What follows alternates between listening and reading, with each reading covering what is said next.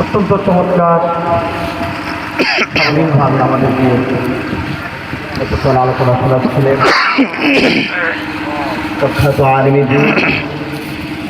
হযরত মাওলানা মুজিবুর রহমান সাহেব। ভালো আছেন? আসলে হুজুর আরও কথা বলতেন, হুজুর আম্মা অসুস্থ, যার কারণে খুব তাড়াতাড়ি চলে যেতে হচ্ছে। আমরা সকলে দোয়া করি আল্লাহ হাতে করিয়া নসিব করুন, আমিন। এবং সকল ধরনের শারীরিক মানসিক যত ধরনের পেরেশানি আছে আমরা আসসালামু আলাইকুম ওয়া রাহমাতুল্লাহি ওয়া বারাকাতুহু। সবাই ভালো আছেন? আপনাদেরকে দেখে কেন যেন হযরত শাহজালাল রহমতুল্লাহি আলাইহি এর কথা মনে পড়ে যাচ্ছে। কারণ এই জমিনটা, যে জমিনে আজকে কোরআনের কথা হচ্ছে, এই কোরআনের কথা বলার সুযোগ আমরা পেয়েছি হযরতে শাহজালাল রহমতুল্লাহি আলাইহি তার উসিলায়, ঠিক কিনা? গৌর গোবিন্দকে হটিয়ে দিয়েছেন হযরতে শাহজালাল রহমতুল্লাহি আলাইহি, ঠিক কিনা? এই জমিনের মানুষের ঈমানগুলো কিন্তু সস্তা নয়। আমি যেরকম সুদূর চট্টগ্রাম থেকে এসেছি, আমার প্রিয় বড় ভাই, একেবারে আমি সবসময় বলি যে আপনি হচ্ছেন আমার একজন বড় ভাই। আমার পাশে যিনি বসে আছে তিনিও চট্টগ্রাম থেকে এসছেন। চট্টগ্রামে যেমন অলি আল্লাহর ঘাঁটি, ঠিক এই সিলেটের জমিনটাও অলি আল্লাহর ঘাঁটি, ঠিক না? আর এই জমিনের মানুষের ঈমানগুলো শাহজালাল রহমতুল্লাহি আলাইহির ঈমানের মতো, ঠিক না? কারণ হচ্ছে যে আপনাদের শরীরে তার রক্তই বয়ে আছে, যিনি ইসলামের জন্য জীবন দিয়েছে, ঠিক না ভাই? ঠিক। আমি কোনোদিন সিলেট আসিনি, আজকে আমার প্রিয় ভাইয়ের উসিলায় আমি এখানে আসতে পেরেছি, এই জন্য আমি অত্যন্ত খুশি। আসার পথে আমি হযরত শাহজালাল রহমতুল্লাহি আলাইহি তার মাকবারাটাও দেখে আসছি। তিনি তখন থেকেই, আমি সিলেটে আসছে থেকেই আমার কেন যেন তার কথা খুবই মনে পড়ছে। এখন আপনাদেরকে দেখেও আরও বেশি মনে পড়ছে। আমি যেহেতু সুদূর চট্টগ্রাম থেকে আসছি, আপনারা কি আমাকে কষ্ট দিবেন? এই যে আরও একজন আসবেন, যার কথা বললেন, উম্মতের খাদিমুস সুন্নাহ অধ্যক্ষ শাহ মিজানুর রহমান চৌধুরী সাহেব, তিনি আসলেই এরকম ছোটোখাটো প্যান্ডেলে ওয়াজ করার মতো লোক নয়। দেখেন, আজকে যে প্রিয় ভাই হাফেজ কারি মাওলানা হারুনুর রশিদ সরওয়ার সাহেব, তিনি তার হাতে বায়াত হয়েছেন, এই জন্য একজন মুরিদের কথা তিনি রেখেছেন, কিন্তু খুব সহজে কিন্তু মাহফিলটা পেয়েছে, বিষয়টা এরকম না। আমি জানি তার পিছনে সময় দিতে হয়েছে, অনেক সময় দিয়েছে, এই শুধুমাত্র আজকের এই দিনটার জন্য। হুজুর আজকে ডেট দেন, হবে না, কালকে ডেট দেন, হবে না, অমুক মাসে ডেট দেন, হবে না, বারবার তার সাথে কথা বলেছে। এরপরে দেখলো না, আমার এই মুরিদের কথা রাখা দরকার। তারপরে তার উসিলা করে এবং তার সাথে আরও যারা মেহনত করেছে তাদের উসিলা করে আজকে আপনারা তাকে দেখতে পারবেন ইনশাআল্লাহ। আমাকে যেভাবে আপনারা কষ্ট দিবেন না, তাকে কি আপনারা কষ্ট দিবেন? তার কথাও আপনাদেরকে শুনতে হবে। আমাদেরকে কষ্ট দেওয়ার মানে হচ্ছে এটি, আপনারা যদি এখান থেকে উঠে চলে যান বা রাস্তাঘাটে ঘোরাফেরা করেন, যারা আসছেন কিন্তু মাহফিলে বসছেন না, রাস্তাঘাটে ঘোরাফেরা করছেন, এটি আমাদের কষ্ট। আপনারা আমাদেরকে টাকা দেন, আমাদেরকে কিছু দিয়ে দেন, এটা আমরা চাচ্ছি না। আমরা চাচ্ছি আপনারা এখানে উপস্থিত থাকুন, কোরআন হাদিস থেকে যে আলোচনা হবে সেগুলো আপনারা শুনুন। আমরা আপনাদেরকে কিছু দেওয়ার জন্য আসিনি, বরঞ্চ আপনাদের থেকে নেওয়ার জন্য আসছি। কারণ এটা শাহজালালের জমিন, এটা শাহপরানের জমিন। মানুষ দূর দূরান্ত থেকে তার কবরটা জিয়ারত করার জন্য আসে। তার উসিলা করে আল্লাহর কাছে কিছু চায়, অনেকে চায় না। অতএব এ শাহজালালের জমিনে আমরা কিছু দেওয়ার জন্য না, বরঞ্চ আপনাদের থেকে নেওয়ার জন্য আসছি। আপনারা দিবেন তো ইনশাআল্লাহ? আজকে আপনাদের থেকে যেটি নেব সেটি হচ্ছে আপনাদের সময় এবং আপনাদের থেকে দোয়া। দেবেন তো ইনশাআল্লাহ? আল্লাহ পাক আমাদের প্রত্যেককে কবুল করে, বলেন আমিন। ইন্নাল হামদালিল্লাহি বিনি'মাতিহি তাতিম্মুস সালিহাত الذي علم القرآن وأكرم علينا بالإسلام وأنعم علينا بالإيمان نستغفره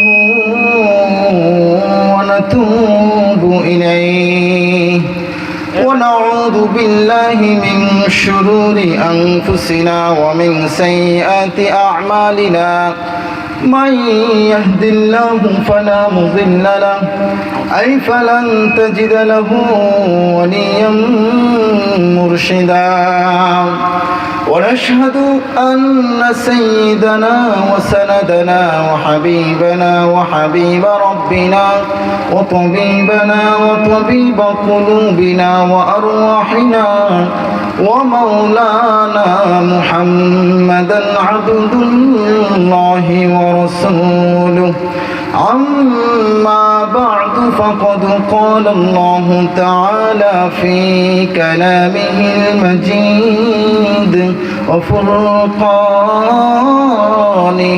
الحميد أعوذ بالله من الشيطان الرجيم بسم الله الرحمن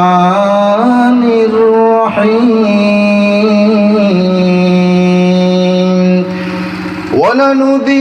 ولنذيقنهم من العذاب الأدنى دون العذاب الأكبر لعلهم يرجعون.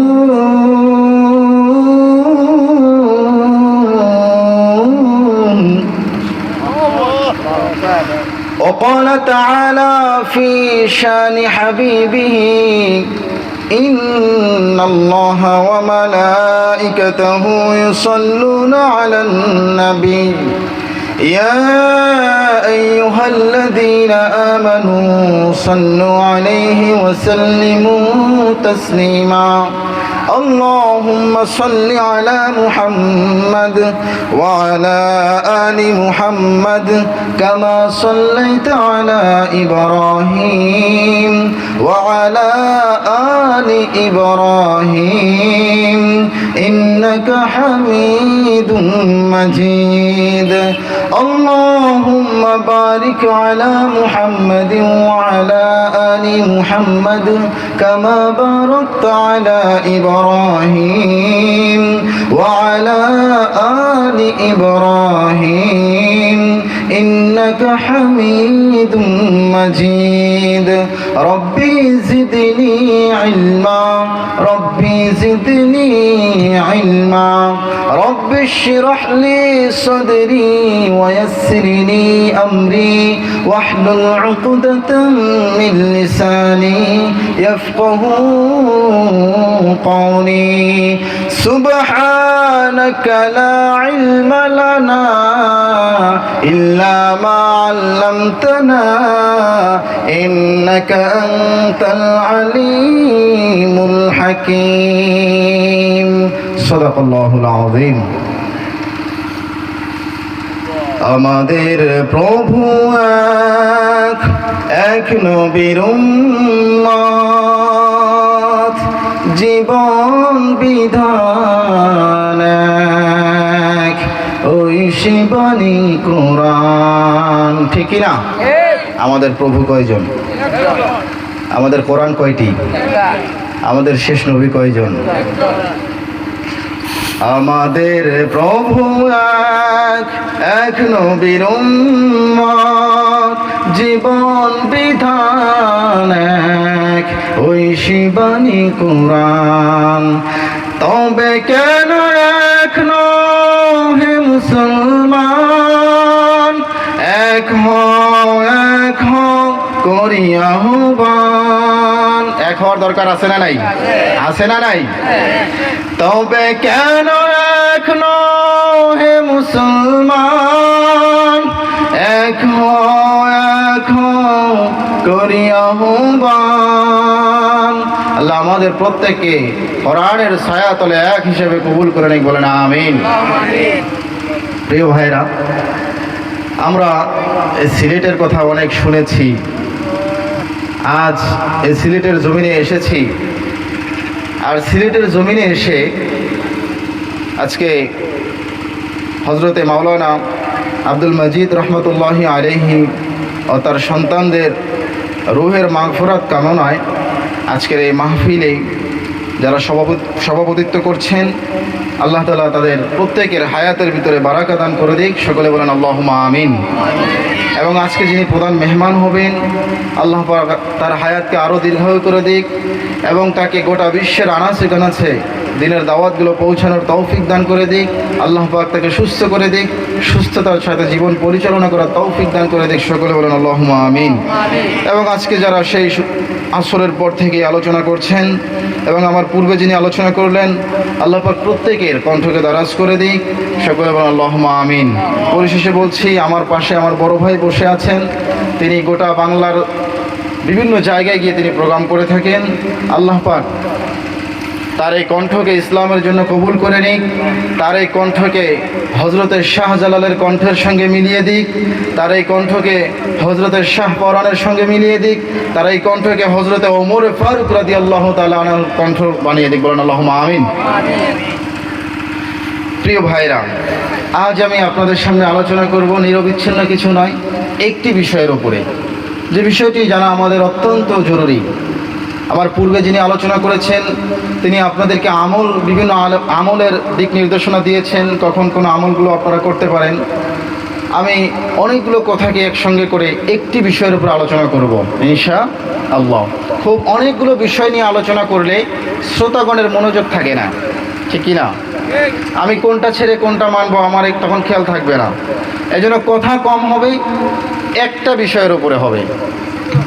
সে বিষয়টা একেবারে শুরুতেই আপনাদেরকে বলে দিচ্ছি। আজ আমি আপনাদের সামনে কোরআন ও সুন্নাহ থেকে যে বিষয়টা নিয়ে আলোচনা করব, সেটি হচ্ছে আমরা আমাদের জীবন পরিচালনা করতে গিয়ে বিভিন্ন ধরনের বালা মুসিবতে পড়ি কি পড়ি না?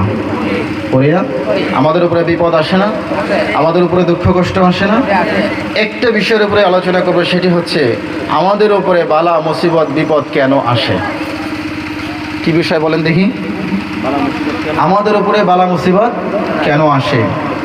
ইনশাআল্লাহ আজকে আপনাদেরকে আমি বেশ কয়েকটি কারণ বলবো যে কেন আপনার জীবনে এত পরিমাণ বালা মুসিবত আসে। আপনারা যদি এই কথাগুলোকে মেনে নিতে পারেন, আমলের নিয়তে যদি মানতে পারেন, ইনশাআল্লাহ আপনার দুনিয়া এবং আখিরাত দোনো জগতই আপনার জন্য উজালা হয়ে যাবে, ঠিক কি না? আজকের এই মাহফিলে শ্রোতা অনেক কম দেখতে পাচ্ছি, কিন্তু মনে রাখবেন এই কম সংখ্যক শ্রোতাগুলো যদি ইখলাসওয়ালা হয়, নিয়ত যদি ভালো থাকে, তাহলে কি আপনাদের জন্য আল্লাহ তাআলা কি ঘোষণা দিয়েছে, আল্লাহর হাবিব সাল্লাল্লাহু আলাইহি সাল্লাম কি ঘোষণা দিয়েছে আপনাদেরকে একটু জানাচ্ছি। একটা মানুষ যখন এই পৃথিবীর বুক থেকে চলে যাবে, একেবারে সর্বশেষ যেই মানুষটা পৃথিবীর বুক থেকে বিদায় নেবে, এই মানুষটাও কবরের মধ্যে গিয়ে আলামে বারজাখে গিয়ে 40,000 বছর থাকবে। কতদিন? কথা বলেন। পৃথিবীতে সর্বপ্রথম ইন্তেকাল করেছে এই ব্যক্তি, নাকি পৃথিবী থেকে সর্বশেষ ইন্তেকাল করেছে এই ব্যক্তি? সর্বশেষ যেই ব্যক্তিটা পৃথিবী থেকে চলে যাবে, এই ব্যক্তিটাও কবরের মধ্যে কতদিন থাকবে? 40,000 বছর। এরপরে তার জন্য আছে পুলসিরাত, আমরা যাকে পুলসিরাতের ব্রিজ যেটাকে বলি, এটা 30,000 বছরের রাস্তা। কতদিনের রাস্তা? মুমিন ইমানদারদের জন্য ভিন্ন কথা। এরপরে পুলসিরাত যখন আপনি পার হবেন, হাশরের ময়দান, যেখানে আল্লাহ তাআলা আমাদেরকে একত্রিত করে জমা করে আমাদের হিসাব নিকাশ নেবে, যেখানে আপনিও উপস্থিত হবেন, আমিও উপস্থিত হব।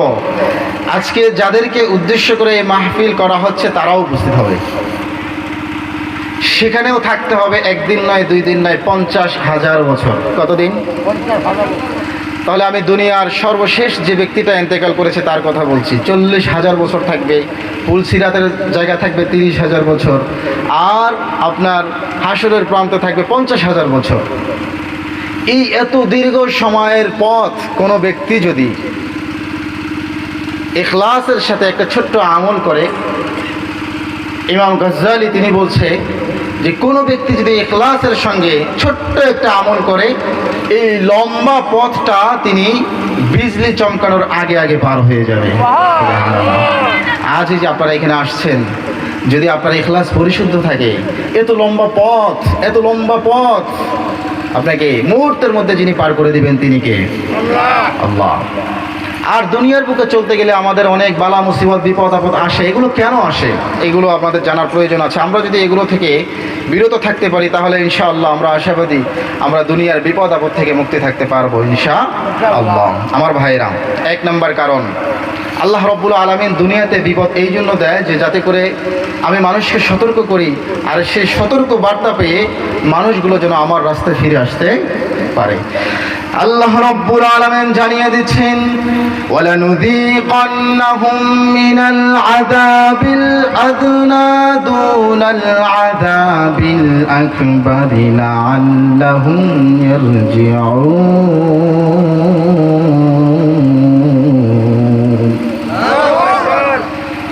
আল্লাহ রাব্বুল আলামিন বলছে, ওয়ালানুযীকান্নাহুম মিনাল আযাবিল আদনা, আমি আমার বান্দার উপরে ছোট ছোট কিছু আযাব আমি মাঝে মাঝে আস্বাদন করাই। মাঝে মাঝে আমার বান্দাদেরকে আমি ছোট ছোট বিপদের সম্মুখীন করি। দুনাল আযাবিল আকবার, বড় বড় আযাব দেওয়ার আগে আমি আমার বান্দাদেরকে ছোট ছোট আযাব দেই। লাআল্লাহুম ইয়ারজিউন, যাতে করে বান্দাগুলো আমার কথা স্মরণ করে বান্দাগুলো আমার পথে ফিরে আসতে পারে। আমি আল্লাহ রাব্বুল আলামিন বান্দাকে সতর্ক করার জন্য আমি মুসিবতে ফেলি, বান্দাকে সতর্ক করার জন্য আমি তাকে আযাবের সম্মুখীন করি। তাহলে 1 নম্বর কারণ কি বলেন দেখি? আল্লাহ রাব্বুল আলামিন আমাদেরকে সতর্ক করার জন্য আমাদের উপরে মুসিবত দেয়।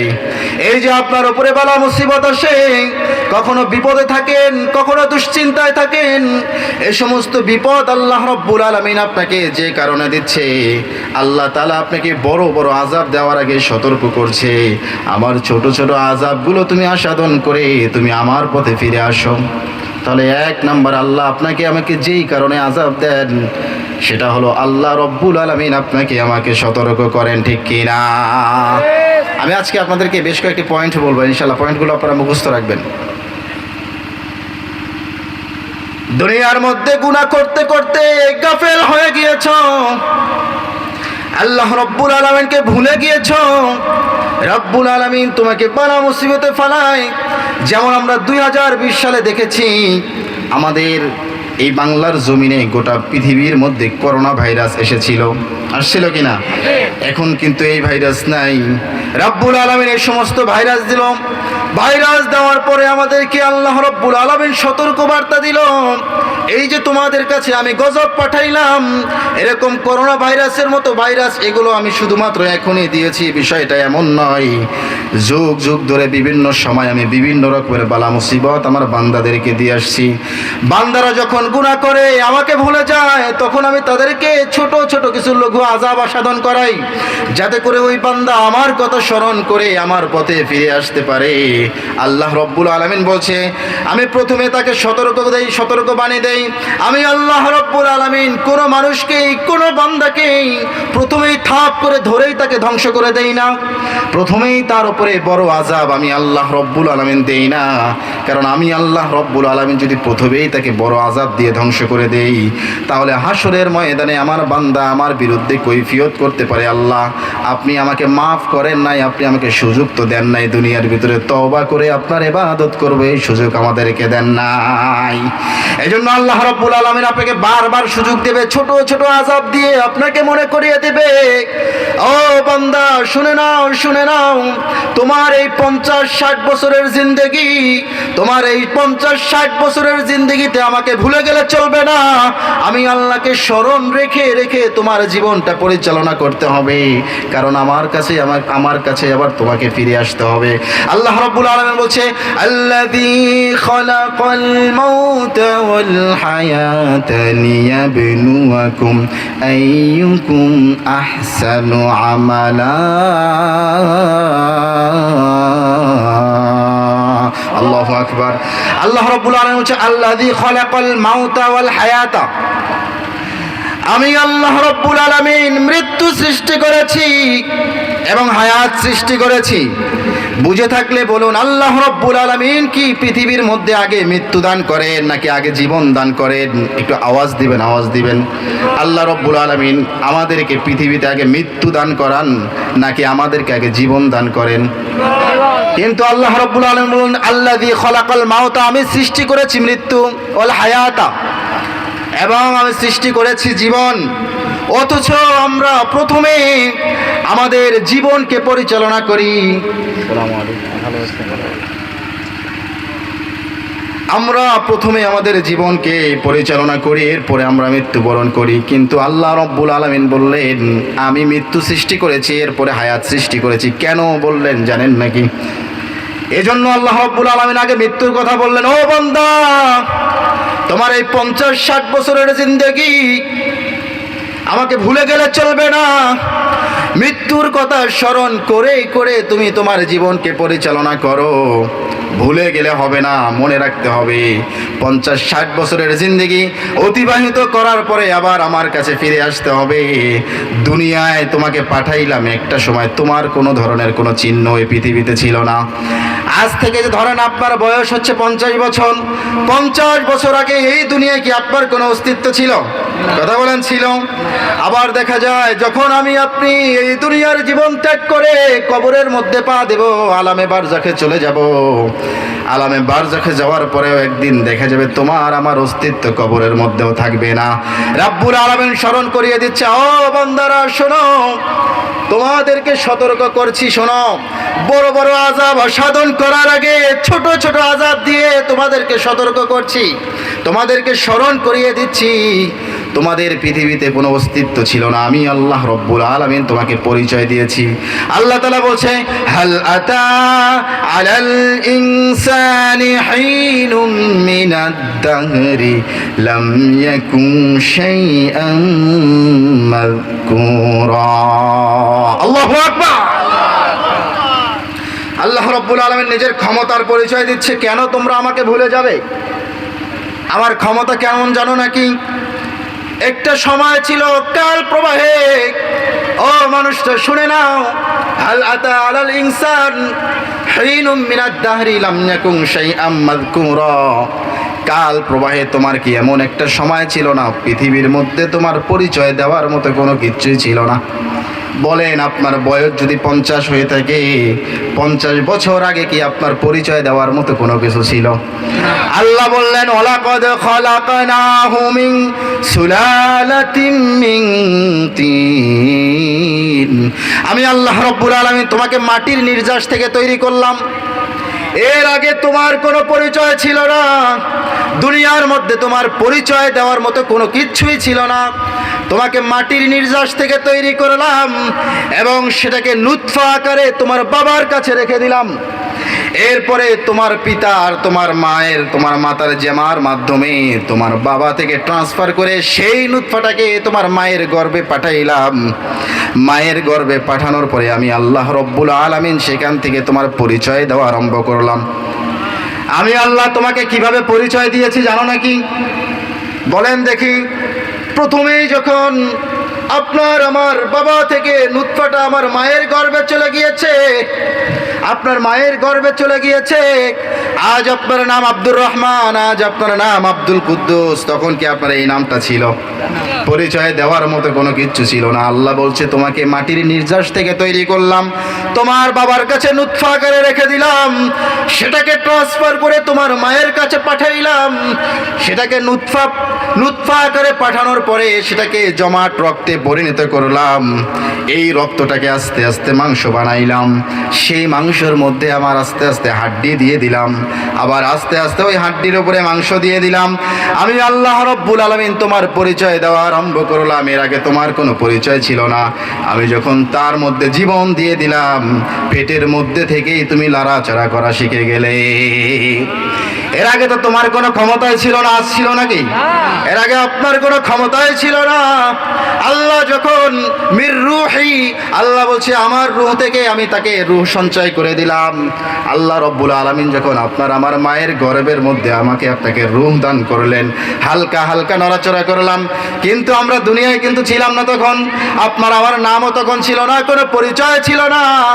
আল্লাহ রব্বুল আলামিন বলছে আমি আবার সময়ের ব্যবধানে আস্তে আস্তে যখন 10 মাস 10 দিন হয়ে গেল, আমি আল্লাহ রব্বুল আলামিন তোমাকে দুনিয়ায় পাঠাইলাম। দুনিয়ার মধ্যে যখন পাঠাইলাম তখন তো আমরা এই যে আজকে আমাদের ওজন, আজকে কারো ওজন 50 কেজি, কারো 60 কেজি আছে না নাই? বলেন, যখন আপনি আর আমি মায়ের গর্ভ থেকে দুনিয়ার বুকে আসছি তখন কি 50 আর 60 কেজি ছিল? কথা বলেন, ছিল? আল্লাহ রব্বুল আলামিন আমাকে আপনাকে 2 কেজি 2.5 কেজি 1.5 কেজি ওজনে দুনিয়ার মধ্যে পাঠাইলেন। আল্লাহ তাআলা বলছে আস্তে আস্তে সময়ের ব্যবধানে তুমি বড় হয়ে গেলে, তোমার দাঁত লাগবে, দাঁত দিলাম। আমি আল্লাহ না চাইতেই তোমাকে দিয়ে দিলাম। বলেন দেখি, কোনোদিন কি আল্লাহর কাছে দরখাস্ত লিখছিলেন, আল্লাহ আপনার কাছে দরখাস্ত লিখলাম আমার দাঁত লাগবে, দাঁত দাও, করছিলেন? প্রিয় ভাইরা, মনোযোগ আমার দিকে দেন না। আপনারা কি আলোচনা আমার বুঝতেছেন? আলোচনা বুঝছেন? আচ্ছা তাহলে শুনেন, একটু মনোযোগী হন। আপনার টাকা লাগলে আপনার বাবার কাছ থেকে টাকা চেয়ে নেন, কোনো কিছুর প্রয়োজন হলে আপনি চেয়ে নেন, কিন্তু আল্লাহ রব্বুল আলামিন 1, 1.5, 2 কেজি আপনাকে এরকম একটা ওজন দিয়ে দুনিয়ার বুকে আপনাকে পাঠাইলেন।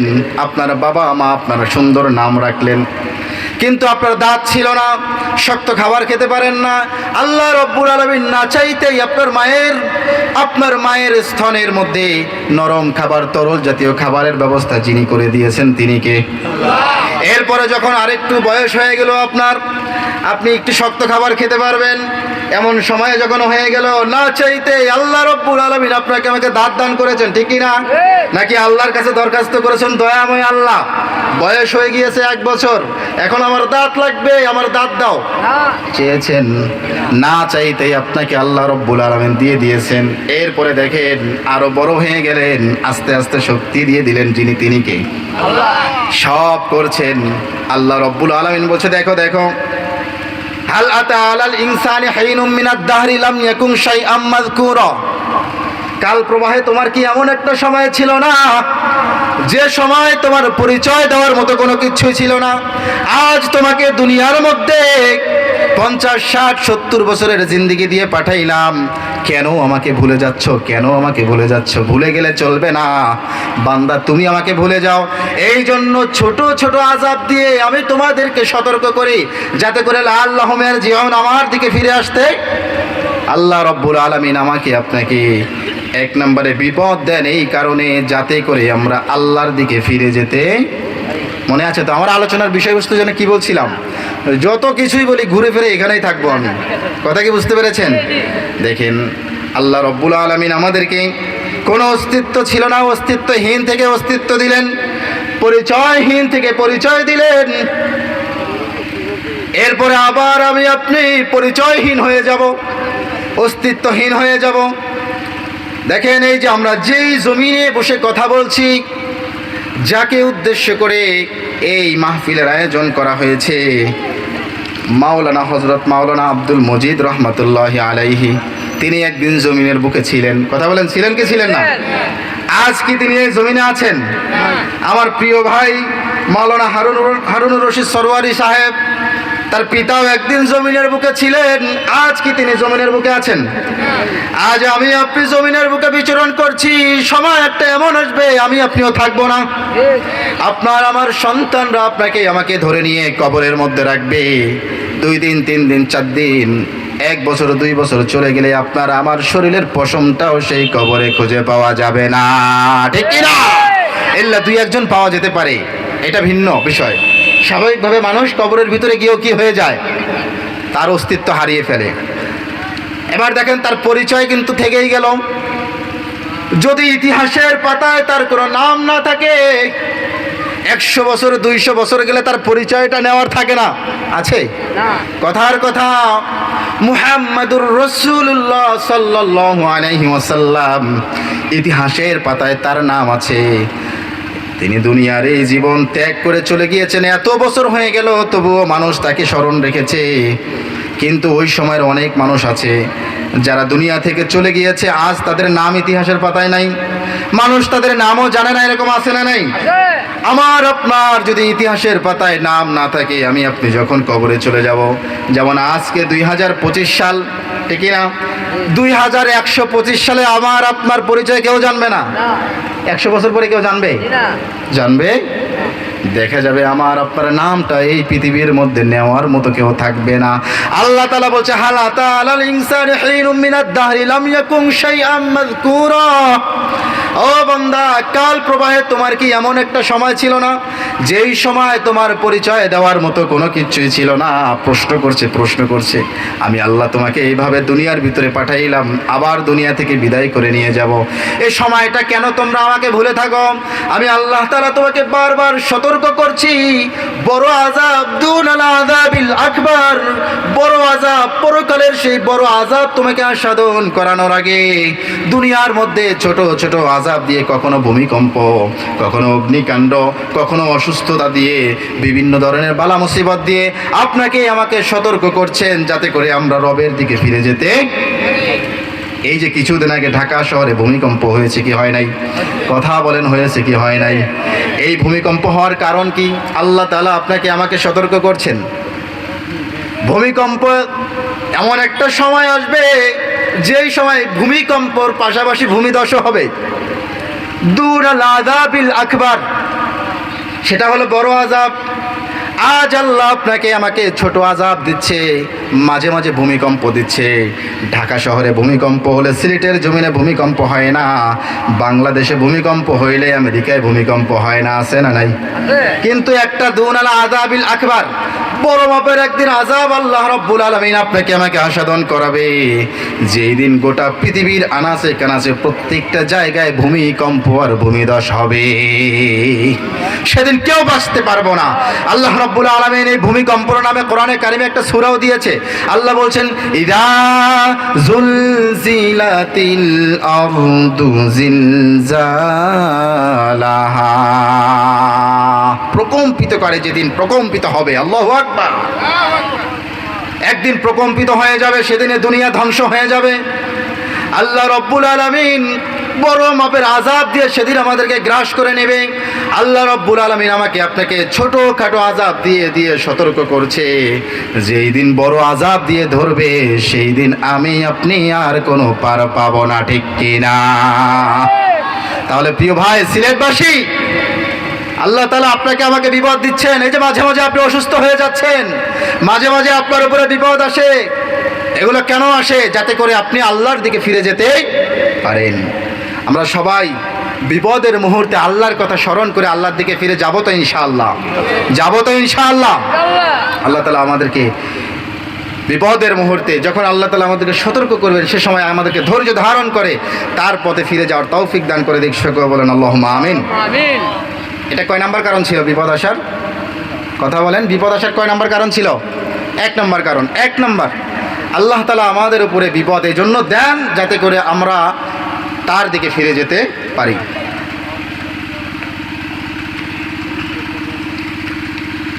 2 নম্বর, মানুষ যখন গুনাহ করতে করতে শিরকে লিপ্ত হয়ে যায়, গুনাহের সাগরে গা ভাসিয়ে দেয়, তখন আল্লাহ তাআলা বিপদ নাজিল করেন। গুনাহ করতে করতে যখন আল্লাহ রাব্বুল আলামিনকে এক আল্লাহ বলে স্বীকার করে না, ধর্ম ত্যাগ করে কেউ নাস্তিক হয়ে যায়। আমাদের এই বাংলার জমিনে ফজু মিয়া নামে একটা লোক আছে, যাকে ফজু পাগলা বলে, আছে না নাই? সে বলে আমি মুসলমান নয়, আমি হিন্দুও নয়। এই বাংলার জমিনে আমার নেতা, তোমার নেতা বিশ্বনবী মুস্তাফা, এই স্লোগানটা বন্ধ করাইছি আমি ফজু মিয়া। আউযুবিল্লাহ বলেন না। আল্লাহ মানতে চায় না, এক আল্লাহ মানতে চায় না, এক আল্লাহ বিশ্বাস করে না, নবীজির রিসালাত বিশ্বাস করে না, নবীজির জীবনী আমাদের জীবনের মডেল, এটা তারা বিশ্বাস করে না। যখন মানুষ গুনাহ করতে করতে শিরকে লিপ্ত হয়ে যাবে, গুনাহের সাগরে যখন গা ভাসিয়ে দিবে, ওই সময় আল্লাহ রব্বুল আলামিন তাদের উপরের গজব নাজিল করে দিবে, ঠিক কি না? গুনাহ করতে করতে যখন ফেরাউন নিজেকে রব দাবি করলো, তিনি বলল আনা রব্বুকুমুল আলা, এই আমার অধিবাসীরা শুনে নাও, তোমাদেরকে ঘোষণা দিয়ে দিচ্ছি, তোমরা মনে করো একজন মালিক আছে, তাকে দেখা যায় না, অদৃশ্য, তিনি হলো আল্লাহ। আজকে থেকে আমি বলে দিচ্ছি, তোমাদের রব হলাম আমি, আনা রব্বুকুমুল আলা। আজ থেকে তোমরা আমাকে রব হিসেবে মেনে নিবা। যখন ফেরাউন নিজেকে রব দাবি করলেন, আল্লাহ রব্বুল আলামিন শুধুমাত্র ফেরাউনকে নয়, জনগণ যখন ফেরাউনকে রব মানতে শুরু করলেন, আল্লাহ রব্বুল আলামিন ফেরাউনকে একা নয়, ফেরাউনের দলবল জনগোষ্ঠী সহ তাদের প্রত্যেককে যিনি ধ্বংস করে দিয়েছেন তিনি কে? আরো আওয়াজ দিয়ে বলেন কে?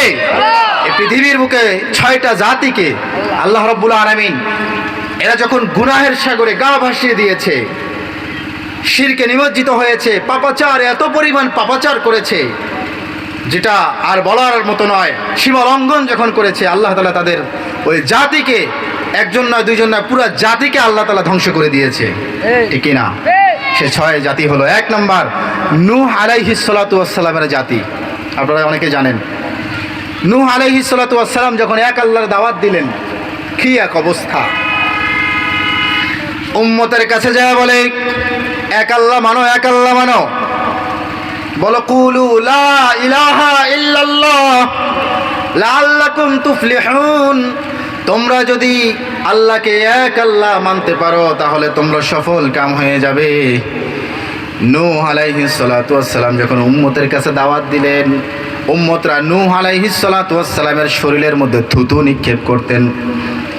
নূহ আলাইহিস সালাতু ওয়াস সালাম যে চাদর দ্বারা নিজের শরীরকে আবৃত করতেন, এই যে মুরব্বী চাদর দ্বারা নিজের শরীরকে আবৃত করে রেখেছেন, নূহ আলাইহিস সালাতু ওয়াস সালাম এভাবে চাদর দ্বারা নিজের শরীরকে আবৃত করে রাখতেন। মানুষের কাছে গিয়ে যখন দাওয়াত দিতেন, ওই চাদর দিয়ে তাকে মারতে মারতে, ওই চাদর দিয়ে পেঁচিয়ে তাকে জঙ্গলে ফেলে রেখে আসতেন। নাউজুবিল্লাহ বলেন। নূহ আলাইহিস সালাতু ওয়াস সালামের কথা যখন মানল না, আল্লাহর সঙ্গে যখন শিরিক করলো, আল্লাহ রব্বুল আলামিন নূহ আলাইহিস সালাতু ওয়াস সালামের সেই সমস্ত উম্মতদেরকে যারা এক আল্লাহ মানে নাই, তাদেরকে আল্লাহ রব্বুল আলামিন গোটা জাতিকে ধ্বংস করে দিয়েছে। এজন্য বলছি, মানুষ যখন গুনাহের সাগরে গা ভাসিয়ে দেবে, তখন যিনি গজব নাজিল করবেন তিনি কে? 2 নম্বরে হুদ আলাইহিস সালাতু ওয়াস সালামের একটি জাতি, আদ জাতি, তারাও এরকম গুনাহের সাগরে গা ভাসিয়ে দিয়েছিল, শিরকে নিমজ্জিত হয়েছিল। এজন্য আল্লাহ তাআলা তাদেরকে গোটা জাতি সহ পৃথিবীর বুক থেকে নির্মূল করে দিয়েছে। 3 নম্বরে সালেহ আলাইহিস সালাতু ওয়াস সালামের সামুদ জাতি, তাদেরকেও আল্লাহ রব্বুল আলামিন একজন নয় দুইজন নয়, গোটা জাতিকে পৃথিবীর বুক থেকে বিদায় করে দিয়েছে।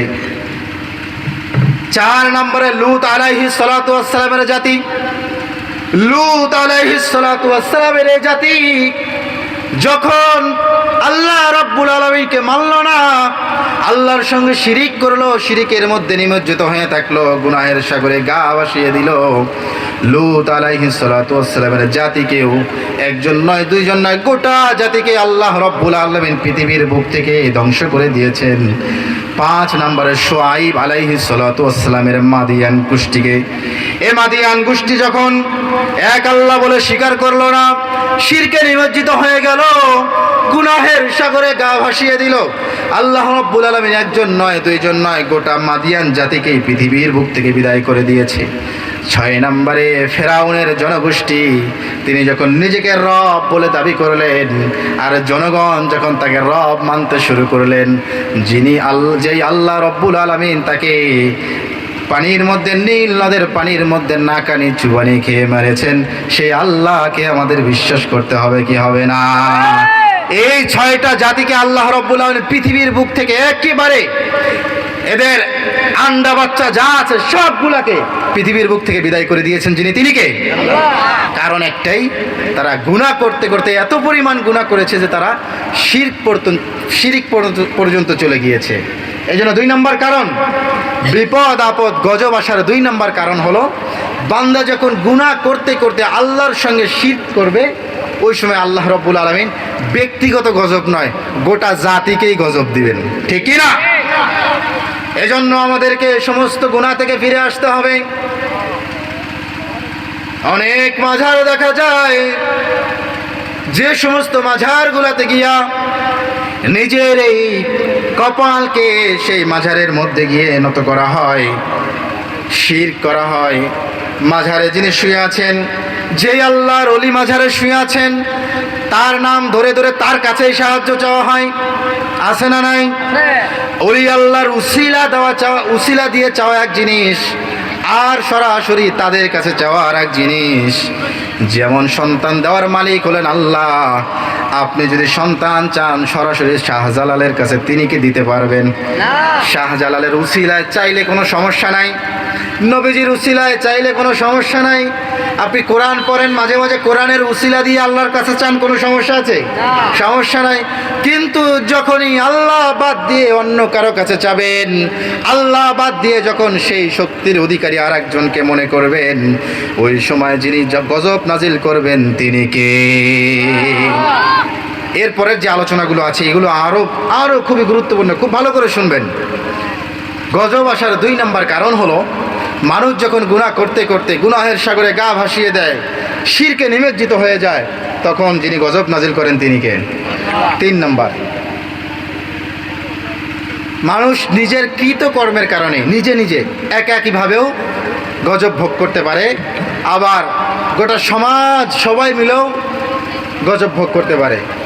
এটার কারণ হলো, এই পৃথিবীর বুকে আমরা যত আমরা গজবের শিকার হচ্ছি, যত বালা মুসিবতের শিকার হচ্ছি, এগুলো প্রত্যেকটা বালা মুসিবত হচ্ছে আমাদের হাতের কামাই, ঠিক না? আল্লাহ রাব্বুল আলামিন বলছেন, ওয়ামা আসাবাকুম মিন মুসিবাতিন ফাবিমা কাসাবাত আইদিকুম ওয়া ইয়াফু আন কাসীর। আল্লাহু আকবার। আল্লাহ রাব্বুল আলামিন বলছেন, বালা মুসিবত যা কিছু তোমরা দেখো না কেন, ফাবিমা কাসাবাত আইদিকুম, এগুলো তোমাদের উপার্জনকৃত বালা মুসিবত।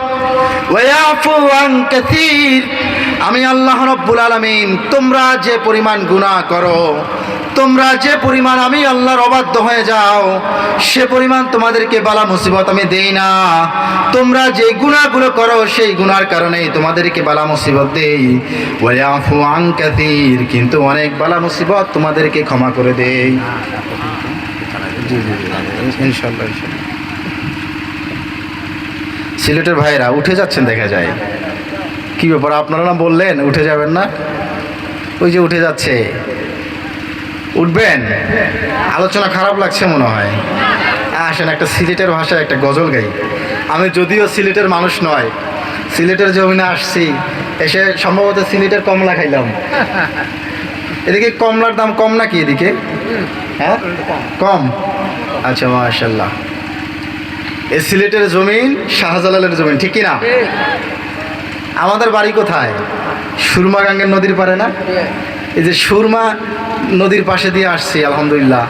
এখানে কি সুরমা মাছ পাওয়া যায় নাকি? তাহলে এই নদীর এই সুরমা হওয়ার কারণ কি? হয়তো কোনো কারণ অবশ্যই আছে। যাই হোক, আমি ভেবেছিলাম হয়তো বা এখানে সুরমা মাছ, এ জাতীয় কোনো মাছ হয়তো আছে। আচ্ছা যাই হোক, আমাদের বাসার সুরমা গাঙ্গের নদীর পরে, ঠিক কিনা? সুরমা গাঙ্গর ফারো বাড়ি, শাহজালালের উত্তরসূরি, ঠিক না? সুরমা গাঙ্গর ফারো বাড়ি, শাহজালালের উত্তরসূরি, দেশ বিদেশে বেটাগিরি, আমরা হক্কল সিলটি, আমরা হক্কল সিলটি, সবাই একসাথে, আমরা হক্কল সিলটি, আমরা হক্কল সিলটি। সুরমা গাঙ্গর ফারো বাড়ি, শাহজালালের উত্তরসূরি, সুরমা। আপনারা বলছেন না কেন? এটা তো আপনাদের কথা, একসাথে বলেন, সুরমা গাঙ্গর ফারো বাড়ি, শাহজালালের উত্তরসূরি, দেশ বিদেশে বেটাগিরি, আমরা হক্কল সিলটি, আমরা হক্কল সিলটি, আমরা হক্কল সিলটি, আমরা হক্কল সিলটি। সিলটর কমলার বাগান, খাইলে জোড়ায় হগলের পরাণ, ঠিক না? সিলটর কমলার বাগান, দেখলে জোড়ায় হগলোর পরাণ।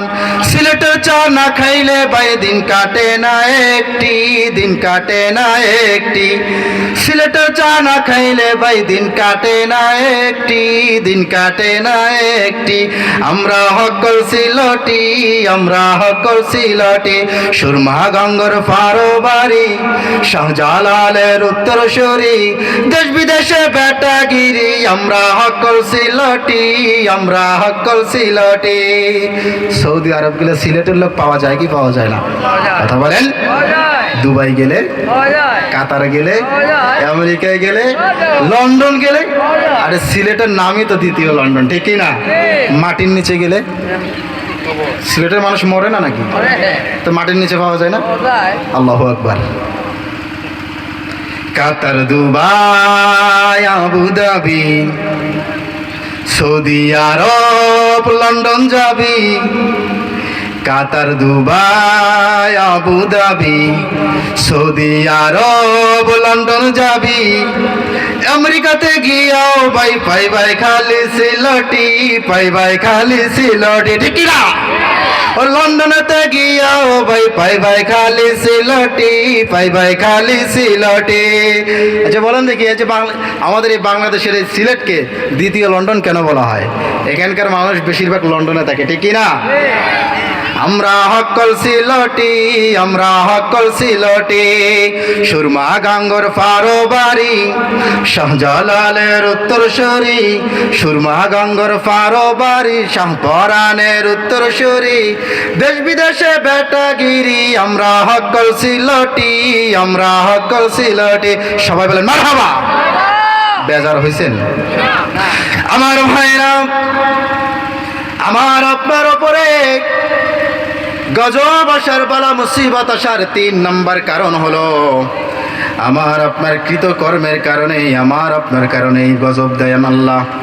আল্লাহ রাব্বুল আলামিন বলছেন, যাহারাল ফাসাদু ফিল বাররি ওয়াল বাহরি বিমা কাসাবাত আইদিন নাস।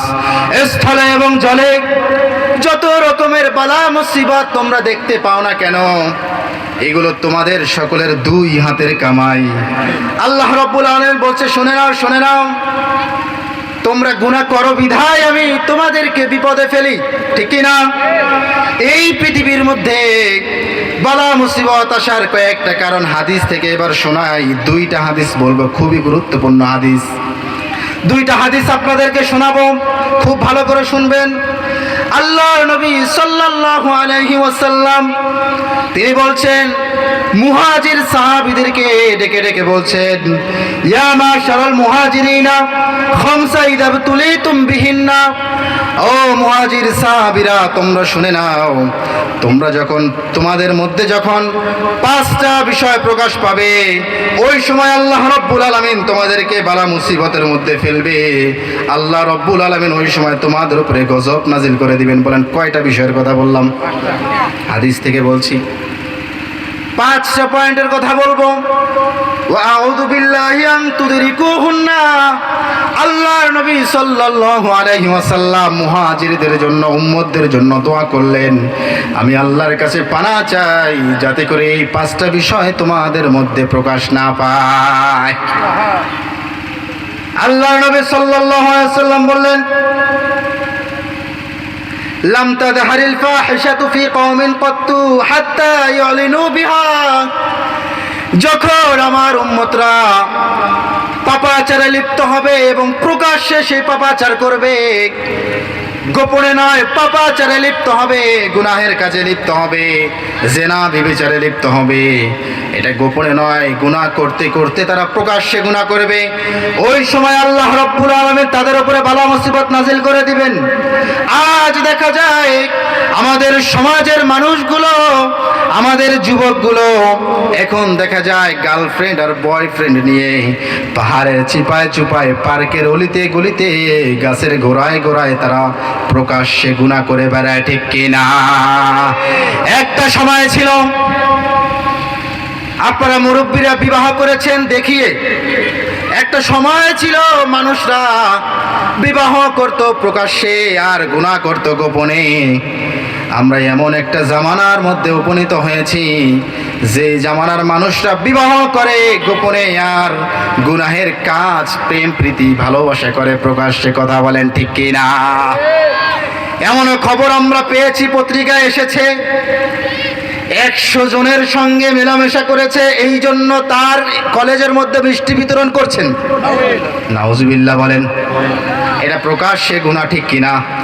আল্লাহ নবী সাল্লাল্লাহু আলাইহি ওয়াসাল্লাম বলেছে, আমার উম্মতরা যখন প্রকাশ্যে পাপাচারে লিপ্ত হবে, ওই সময় আল্লাহ রাব্বুল আলামিন আমার বান্দাদের উপরে গজব নাজিল করে দেবে।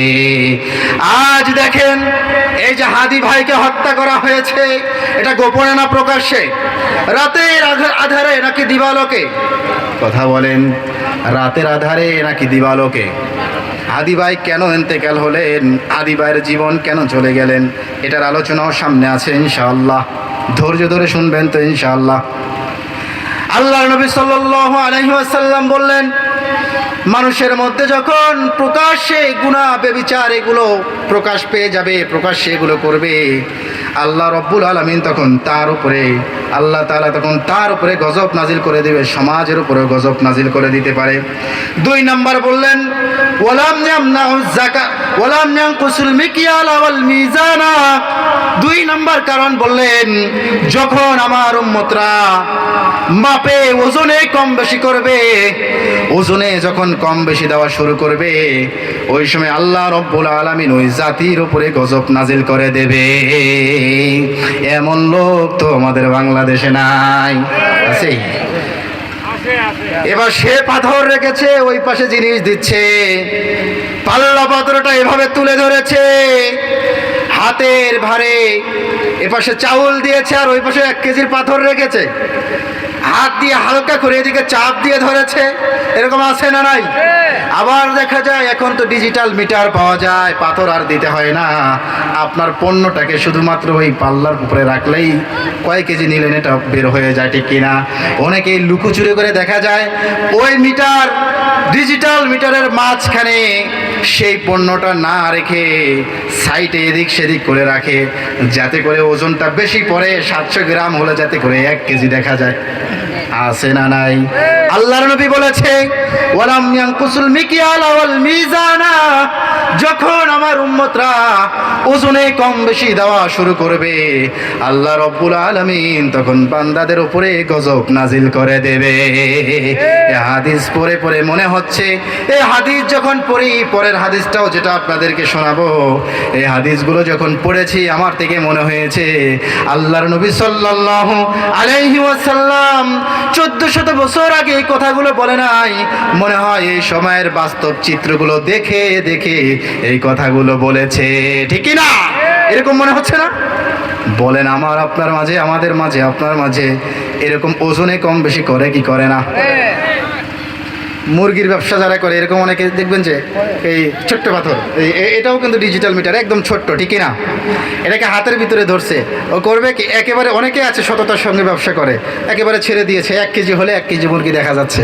আবার অনেকে আছে এইভাবে ধরে, মানে এভাবে ধরে দেখা যায় এখানে কয়েকশো গ্রাম সে কী করে ফেলে, চুরি করে ফেলে। আছে না নাই? আছে না নাই? এদের কারণে আমাদের সমাজের মাঝে আজকে বিপদ আপদ, ঠিক না? আমার ভাইয়েরা, যে বিপদের কথাগুলো বলে দিয়েছেন আল্লাহর নবী কেমন বিপদ আসতে পারে। এরকম ওজনে কম বেশি করলে ওয়াজাউরিস সুলতানি আলাইহিম, আল্লাহর নবী বলেছে যদি ওজনে কম বেশি করে তাহলে জালিম বাদশা তাদের উপরে চাপিয়ে দেওয়া হবে। জালিম বাদশা চাপিয়ে দেওয়া হবে, যেই বাদশা নিয়ম বানাবে নিজের জন্য, জনগণের জন্য নয়। এমন ছিল কি ছিল না? কথা বলেন, ছিল কি ছিল না? এমন জালিম বাদশা চাপিয়ে দেওয়া হবে, যেই জালিম বাদশা নিজের জন্য নিয়ম বানাবে। তোমরা যদি ওজনে বেশ কম করো, আল্লাহ রব্বুল আলামিন জালিম বাদশা চাপিয়ে দেবে। জালিম বাদশা তখন কি করবে জানেন নাকি? আপনার অবস্থা কেমন হতে পারে? দুইটা অবস্থা হবে তখন। কয়টা অবস্থা? আমাদের উপরে যদি আল্লাহ তাআলা জালিম বাদশা চাপিয়ে দেয় তখন আমাদের অবস্থা দুইটা হতে পারে। একটা হলো যদি আল্লাহ রাসূল সাল্লাল্লাহু আলাইহি ওয়াসাল্লাম বলেছে যখন আমার উম্মতের উপরে জালিম বাদশা চাপিয়ে দেওয়া হবে, ওই সময় জালিম বাদশা নিজের জন্য নিয়ম কানুন বানাবে। যদি সেই সময়ের জনগণরা যদি সেই নিয়মের প্রতিবাদ করে তাহলে তার জীবন চলে যাবে, আর যদি চুপ থাকে তাহলে ঈমান চলে যাবে। বিপদ দুনো থেকে আসে না নাই? যদি প্রতিবাদ করে তাহলে জীবন চলে যাবে, আর যদি প্রতিবাদ না করে চুপ করে বসে থাকে তাহলে তার ঈমান চলে যাবে। দুটোটা ইম্পর্টেন্ট, ঠিক না? সাহাবীরা আল্লাহর নবীকে জিজ্ঞাসা করলো, ইয়া রাসূলুল্লাহ, এমন কোন মুহূর্ত যদি আমাদের মাঝে এসে যায় সেই মুহূর্তে আমরা কি করব? আল্লাহর নবী সাল্লাল্লাহু আলাইহি ওয়াসাল্লাম বললেন, তোমরা ঈমান হারানোর থেকে তোমরা জীবন দেওয়াটাকেই প্রাধান্য দিবে। যদি আল্লাহ তাআলা আমাদের উপরে জালিম বাদশা চাপিয়ে দেয়, ওই সময় আমরা জীবন দেওয়ার জন্য কে কে প্রস্তুত আছে? হাত দুটো তুলে দেখান। বলে নারায়ে তাকবীর, লিল্লাহি তাকবীর, লিল্লাহি তাকবীর। আল কোরআনের আলো, হাত নামান। আল কোরআনের আলো, আল হাদিসের আলো। মাশাআল্লাহ, মাশাআল্লাহ। আরে 2, 4 জন, 10 জন, 20 জন, 100 জন শ্রোতা হলে কি হবে? আল্লাহু আকবার। বলছিলাম না শুরুতে, আপনাদের শরীরে শাহজালালের রক্ত, ইমানি জজবা আপনাদের আছে, আলহামদুলিল্লাহ। আলোচনায় মনোযোগ আছে তো? একটু জিকির করেন, লা ইলাহা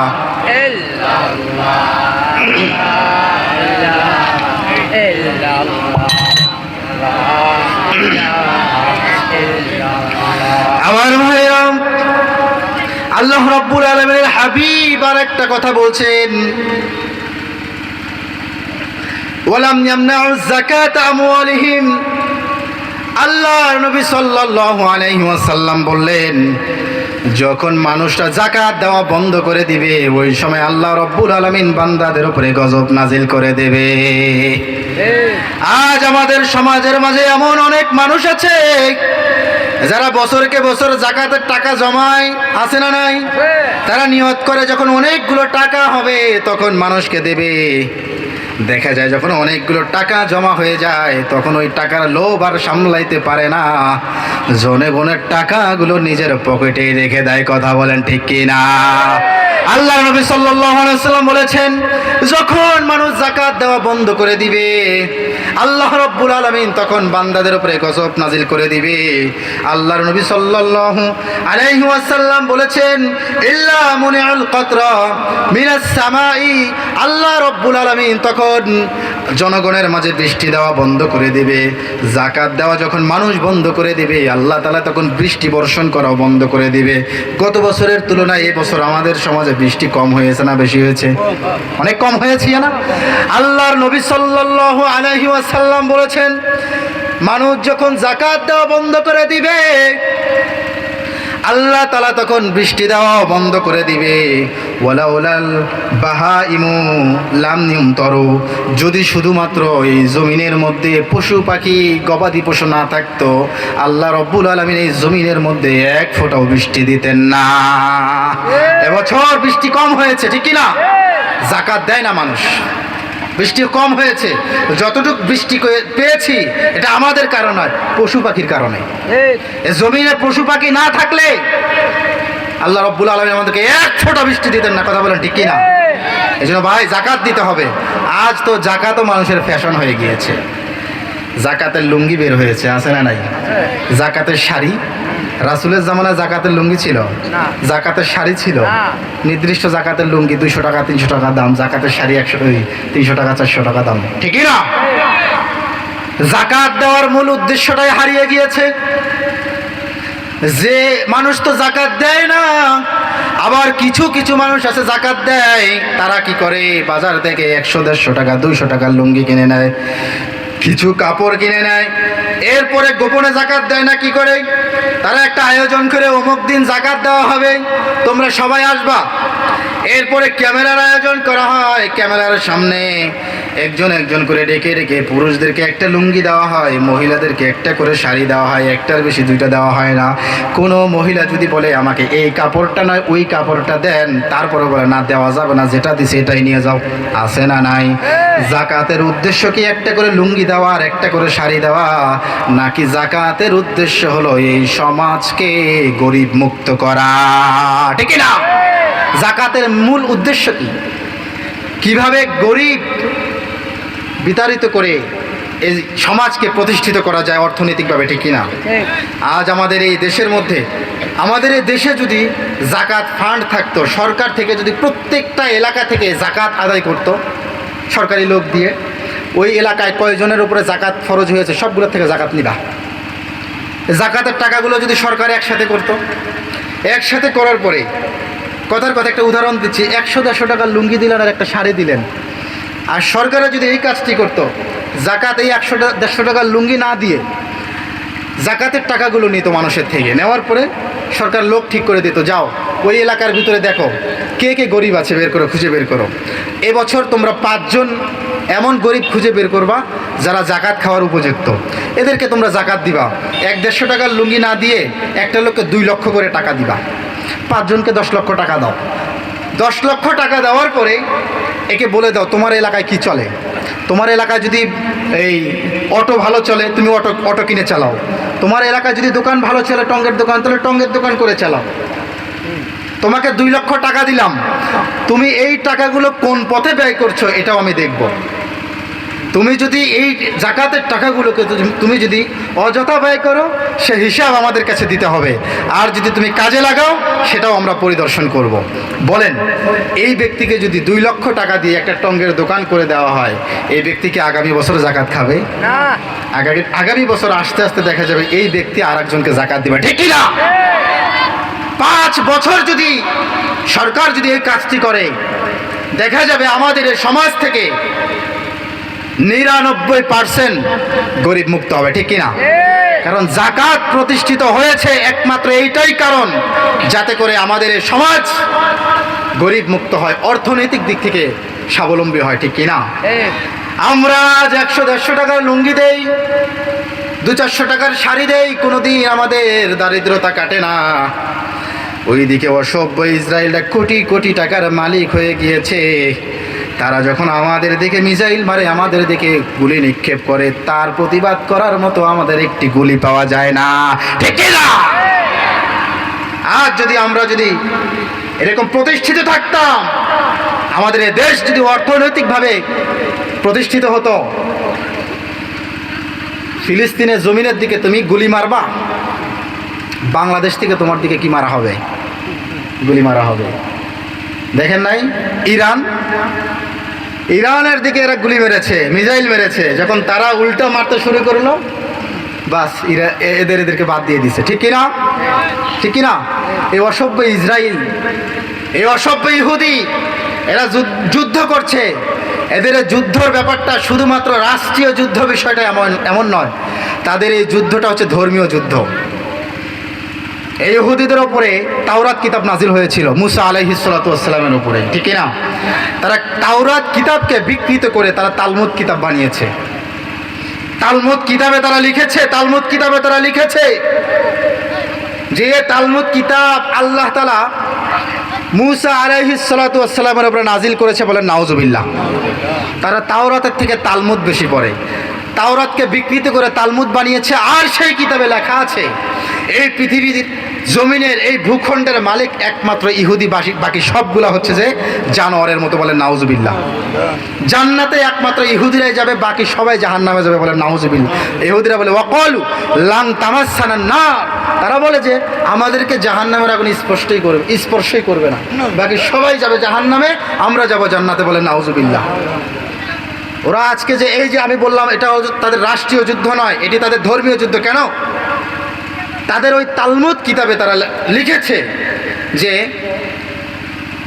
আমাদের এই ইহুদের মধ্যে সব থেকে দামি ইহুদি সেই ব্যক্তি ইহুদিদের বাহিরে যারা আছে তাদেরকে যারা হত্যা করে। নাউজুবিল্লাহ বলেন। তারা লিখেছে মুসলমানদেরকে যারা হত্যা করবে এই পৃথিবীর মধ্যে সব থেকে শ্রেষ্ঠ ইহুদি হচ্ছে তারা। তারা আমাদের নারীদেরকে ভক্ষণ করবে, কোনো ধরনের কোনো হিসাব নিকাশ হবে না, আল্লাহ হিসাব নেবে না। কারণ তারা তালমুদ কিতাবে লিখেছে, তারা এটা তালমুদ কিতাবের কথা আমি বলছি। তারা বলে আচ্ছা আমরা যদি গরু ছাগল হাঁস মুরগি পালি, আপনার হাঁস মুরগি যদি আপনি জবে করেন, আপনার বাড়িতে 10টা মুরগি আছে, আপনি একটাকে জবে করে ফেললেন, বাকি 9টা কি প্রতিবাদ করবে? আমাদেরকে গরু ছাগলের সঙ্গে তুলনা করেছে অসভ্য ইহুদিরা। বলে তারা হলো পশুর মতো, আমরা তাদেরকে লালিত পালিত করি, আমাদের মন চাইলে তাদেরকে আমরা ধ্বংস করে দেব, আমাদের মন চাইলে মুসলমানদের মেয়েদেরকে আমরা ধ্বংস করব, ধর্ষণ করব। এতে করে আল্লাহ আমাদের কখনো হিসাব নিবে না, এর কারণে আমাদেরকে জাহান্নামেও যেতে হবে না। জোরে বলেন না নাউজুবিল্লাহ।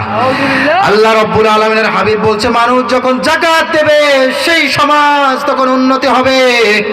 মানুষ যখন যাকাত দেবে মানুষের মাঝে ঐক্যবদ্ধতা তৈরি হবে, আর মানুষের মধ্যে যখন ঐক্যবদ্ধতা তৈরি হবে তখন ওই অসভ্য ইহুদি মুসলমানদের কাছে মাথা নত করবে। ঠিক কি না?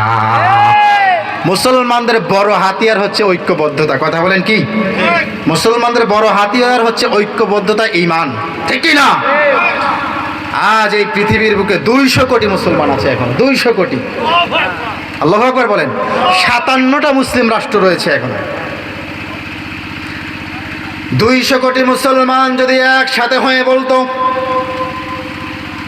ইসরায়েল এটা হলো, অসভ্য ইসরায়েল তোরা শুনে নে, ফিলিস্তিনের জমিন শুধুমাত্র ফিলিস্তিনের মুসলমানদের জন্য নয়, এটা আমাদের জন্য। কারণ আগামীতে আল্লাহ রব্বুল আলামিন একজন প্রতিনিধি পাঠাবেন, তার নাম হলো ইমাম মাহদি নামে আমরা তাকে চিনি। নাম কি হবে? তার নাম মুহাম্মদ, বাবার নাম আব্দুল্লাহ। তাকে আমরা সবাই ইমাম মাহদি বলে চিনব। কাকে কি বলে চিনব? ইমাম মাহদি আলাইহিস সালাতু ওয়াস সালাম মদিনায় জন্মগ্রহণ করবেন, মক্কায় তাওয়াফরত অবস্থায় তার আত্মপ্রকাশ ঘটবে, আর তিনি ফিলিস্তিনের জমিন থেকে কোরআনের শাসন করবে। ঠিক কি না? আজ আমেরিকার ওয়াশিংটনের দিকে আমরা তাকিয়ে থাকি, গোটা বিশ্ব আমেরিকার দিকে তাকিয়ে থাকে। এমন একটা সময় আসবে ইমাম মাহদি আলাইহিস সালাতু ওয়াস সালাম যখন এই পৃথিবীর বুকে আসবে, ফিলিস্তিন যে জায়গায় আজকে মানুষরা মুসলমানরা নির্যাতিত হচ্ছে সেই জায়গা থেকে আগামীর ভবিষ্যৎ, আগামীর পৃথিবী কোরআনের আইন দিকে সেই জায়গা থেকে শাসন হবে। বলেন সুবহানাল্লাহ। অতএব ওই ফিলিস্তিনের জমিন শুধুমাত্র ফিলিস্তিনের মুসলমানদের জন্য নয়, আমাদের জন্য। ঠিকই না? আজ 57টি দেশের মুসলমান, 200 কোটি মুসলমান যদি এক হয়ে বলতো এ অসভ্য ইসরায়েল তোরা শুনে নে, যদি ফিলিস্তিনের দিকে যদি একটা মাত্র গুলি ছোড়া হয় আমরা এই 57টা রাষ্ট্র তোদের দিকে ঝাঁপিয়ে পড়ব, অসভ্য ইসরায়েলরা হাঁটু গেড়ে মুসলমানদের কাছে মাথা নত করতো। ঠিক কিনা? ইতিহাস আছে, ইতিহাস আছে। এ অসভ্য ইসরায়েলরা এরা তো ভাড়াটিয়া, ফিলিস্তিন তাদেরকে জায়গা দিয়েছে অসহায় ভেবে, মুসলমানদের কাছে হাঁটু গেড়ে বসে থাকতো। আজ মুসলমানদের মধ্যে ঐক্যবদ্ধতা নাই, যাকাত দেওয়ার প্রচলন নাই, অর্থনৈতিকভাবে স্বাবলম্বী নাই। আজ যেখানে তাদের হাঁটু গেড়ে মুসলমানদের সামনে বসে থাকার কথা, সেই জায়গায় আজকে তারা মাথা উঁচু করে মুসলমানদের মাথা তাদের কদমে ফেলে দিচ্ছে। ঠিক কি না? এজন্য আল্লাহর নবী সাল্লাল্লাহু আলাইহি ওয়াসাল্লাম বলেছেন যাকাত যখন কোনো মানুষ দেওয়া বন্ধ করে দিবে আল্লাহ রব্বুল আলামিন তখন ওই মানুষদের উপরে গজব নাজিল করে দিবে। এরপরে আল্লাহর নবী সাল্লাল্লাহু আলাইহি ওয়াসাল্লাম আরো বলেছে, ওয়ালাম ইয়ানকুদু আহদাল্লাহি ওয়া আহদা রাসূলিহি ইল্লা সাল্লাতাল্লাহু আলাইহিম। আল্লাহর নবী সাল্লাল্লাহু আলাইহি ওয়াসাল্লাম বলেছে, আল্লাহর রাসূলের সঙ্গে যা কিছু ওয়াদা করে আমরা পৃথিবীতে আসছি, ওয়াদাগুলো যখন ভেঙে তার বিপরীত কাজ করব, আল্লাহ রব্বুল আলামিন তখন আমার বান্দাদের ওপরে গজব নাজিল করে দেবে। আমরা ওয়াদা করে আসছিলাম এই জমিনের মধ্যে আল্লাহর ইবাদত করব, আল্লাহর আইন বাস্তবায়ন করব, আল্লাহর হুকুম বাস্তবায়ন করব। আল্লাহর হুকুম বাস্তবায়ন করতে যায় যদি, আল্লাহর হুকুম প্রতিষ্ঠিত করতে যেয়ে যদি ওসমান হাদির মতো করে আমাদেরকে জীবন দিতে হয়, শহীদ হতে হয়, তাও আমরা হতে রাজি আছি। আল্লাহর কাছে আমাদের ওয়াদা ছিল তার হুকুম পালন করব। আল্লাহর নবী সাল্লাল্লাহু আলাইহি ওয়াসাল্লাম বলেছে, যখন আল্লাহ আর আল্লাহর রাসূলের সঙ্গে ওয়াদা করা বিষয়গুলো ছেড়ে দিয়ে তার বিপরীত কাজ করতে থাকবে, আল্লাহ রব্বুল আলামিন আল্লাহ তাআলা তার বান্দাদের উপরে তখন গজব নাজিল করে দেবে। ঠিক কি না? আজ আমাদের ভিতরে গজব হচ্ছে, বিপদ আপদ বালা মুসিবত এগুলো হচ্ছে এই কারণে। এত মুসিবত কেন জেনে নেন? আল্লাহ নবী সাল্লাল্লাহু আলাইহি ওয়াসাল্লাম এরপরে বলছে, ওয়ামা আলাম তাহকুম আইম্মাতুহুম বিকিতাবিল্লাহ। আল্লাহ তাআলার হাবিব বলছে, যখন কোরআন থেকে মানুষ দূরে সরে গিয়ে কোরআনের হুকুমগুলো বাদ দিয়ে নিজের বানানো আইন দিয়ে যখন এই পৃথিবী পরিচালনা করবে, আল্লাহ রব্বুল আলামিন তখন বান্দাদের উপরে গজব নাজিল করবে। রব্বুল আলামিনের পয়গম্বর অন্য একটা হাদিসের মধ্যে আরো বেশ কিছু কারণ বলেছেন।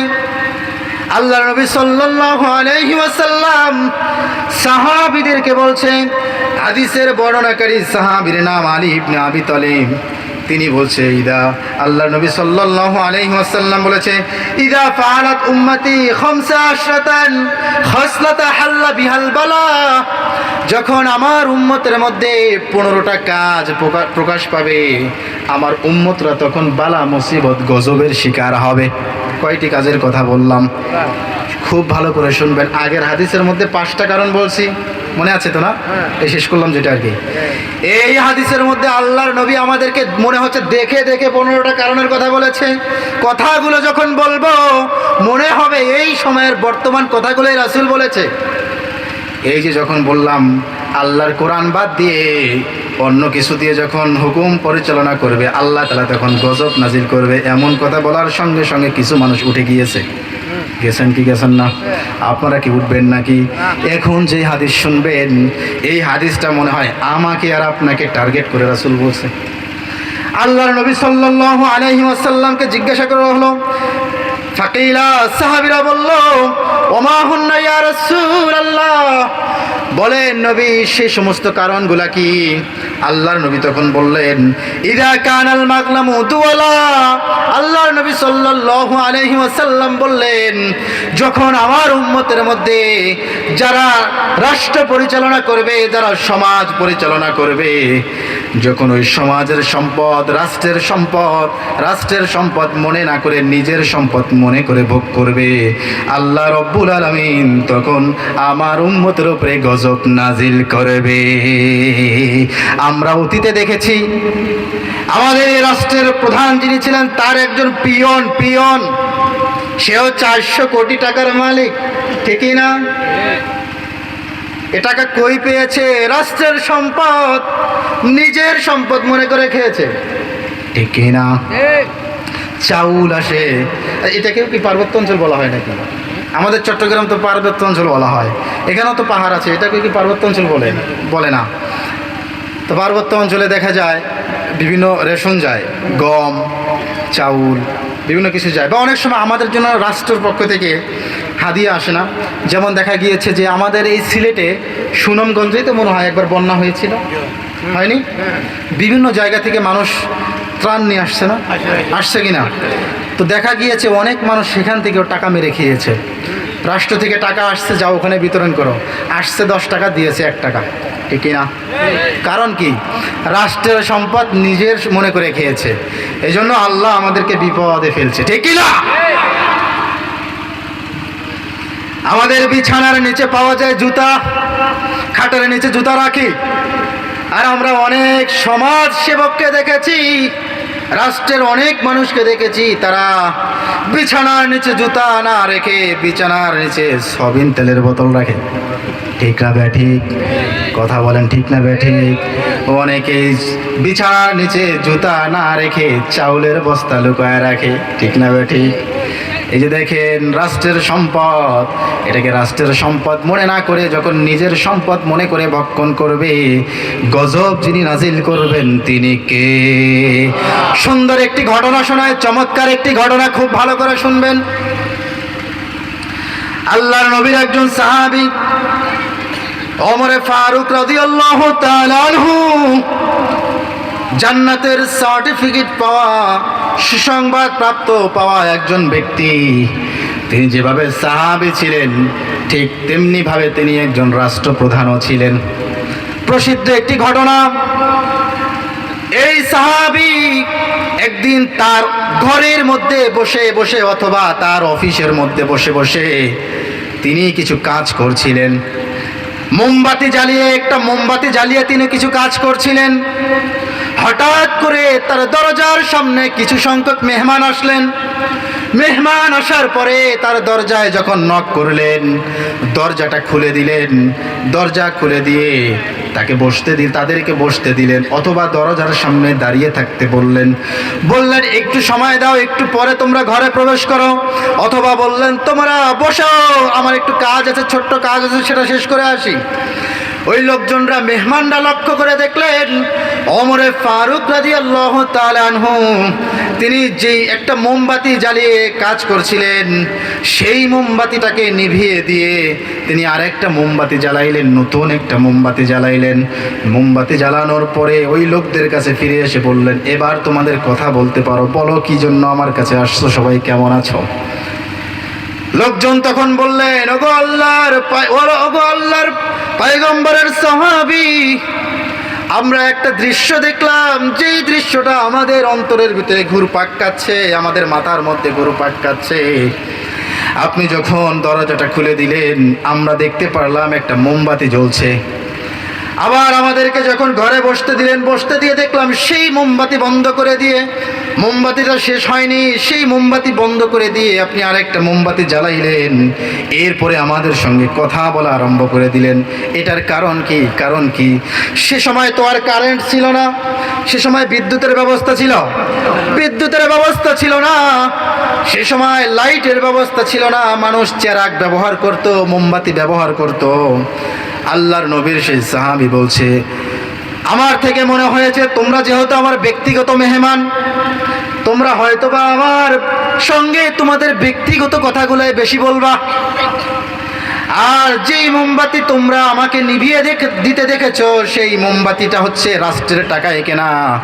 আমি রাষ্ট্রের টাকায় কেনা মোমবাতি দিয়ে আগুন ধরিয়ে আমি রাষ্ট্রের কিছু কাজ করছিলাম। তোমরা যেহেতু আমার পার্সোনাল গেস্ট, তোমরা যেহেতু আমার পার্সোনাল মেহমান, তোমরা আমার সঙ্গে পার্সোনাল কথাই বলবা। রাষ্ট্রের টাকায় দিয়ে কেনা মোমবাতি দিয়ে আমার পার্সোনাল মেহমানদের সঙ্গে আমি কথা বলতে চাই না। এই জন্য আমি সেই রাষ্ট্রের টাকায় কেনা মোমবাতি নিভিয়ে আমার টাকায় কেনা মোমবাতি জ্বালিয়ে তোমাদের সঙ্গে কথা আরম্ভ করলাম। আল্লাহু আকবার! এটাকে বলে আমানতদারিতা, এটাকে বলে রাষ্ট্রের সম্পদ রক্ষা করা, ঠিক কিনা? ওমর ফারুক রাদিয়াল্লাহু তাআলা আনহু বলেন দেখি, এর সময় একটা মোমবাতির দাম কত? 1000 টাকা, ঠিক কিনা? ওই ঠিক বলে, একটা মোমবাতি 5 টাকা 10 টাকা হলেও পাওয়া যায়। এই মোমবাতির দাম, একটা ছোট্ট একটা জিনিসের দাম যিনি রাষ্ট্রপ্রধান থাকবেন তার কাছে বেশি। তিনি 5 টাকা খরচ করে, 10 টাকা খরচ করে, 5 দিরহাম 10 দিরহাম খরচ করে একটা মোমবাতি রাষ্ট্রের টাকায় কেনা, সেই মোমবাতি জ্বালিয়ে রেখে মেহমানদের সঙ্গে কথা বলতে পারতেন। রাষ্ট্রের সম্পদ নিজের মনে করে নাই, এই জন্য তিনি নিজের টাকায় কেনা মোমবাতি জ্বালিয়েছে, ঠিক কিনা? আর আমরা কিছু এরকম অসভ্য শাসকদেরকে দেখেছি যারা কোরআনের আইন বাদ দিয়ে নিজের আইন প্রতিষ্ঠিত করেছে। রাষ্ট্রের টাকায় রাষ্ট্রের টাকায় কেনা জিনিসগুলোকে আমানত রক্ষা করা, হেফাজত করা তো দূরের কথা, আমার আপনার রক্ত ঝরানো, আমার আপনার ঘাম ঝরানো জিনিসগুলোকে নিজের সম্পদ মনে করে এদেশের টাকা, এদেশের সম্পদ বিদেশে পাচার করে এদেশে নয় বেগম পাড়ায় বানিয়েছে, ঠিক কিনা?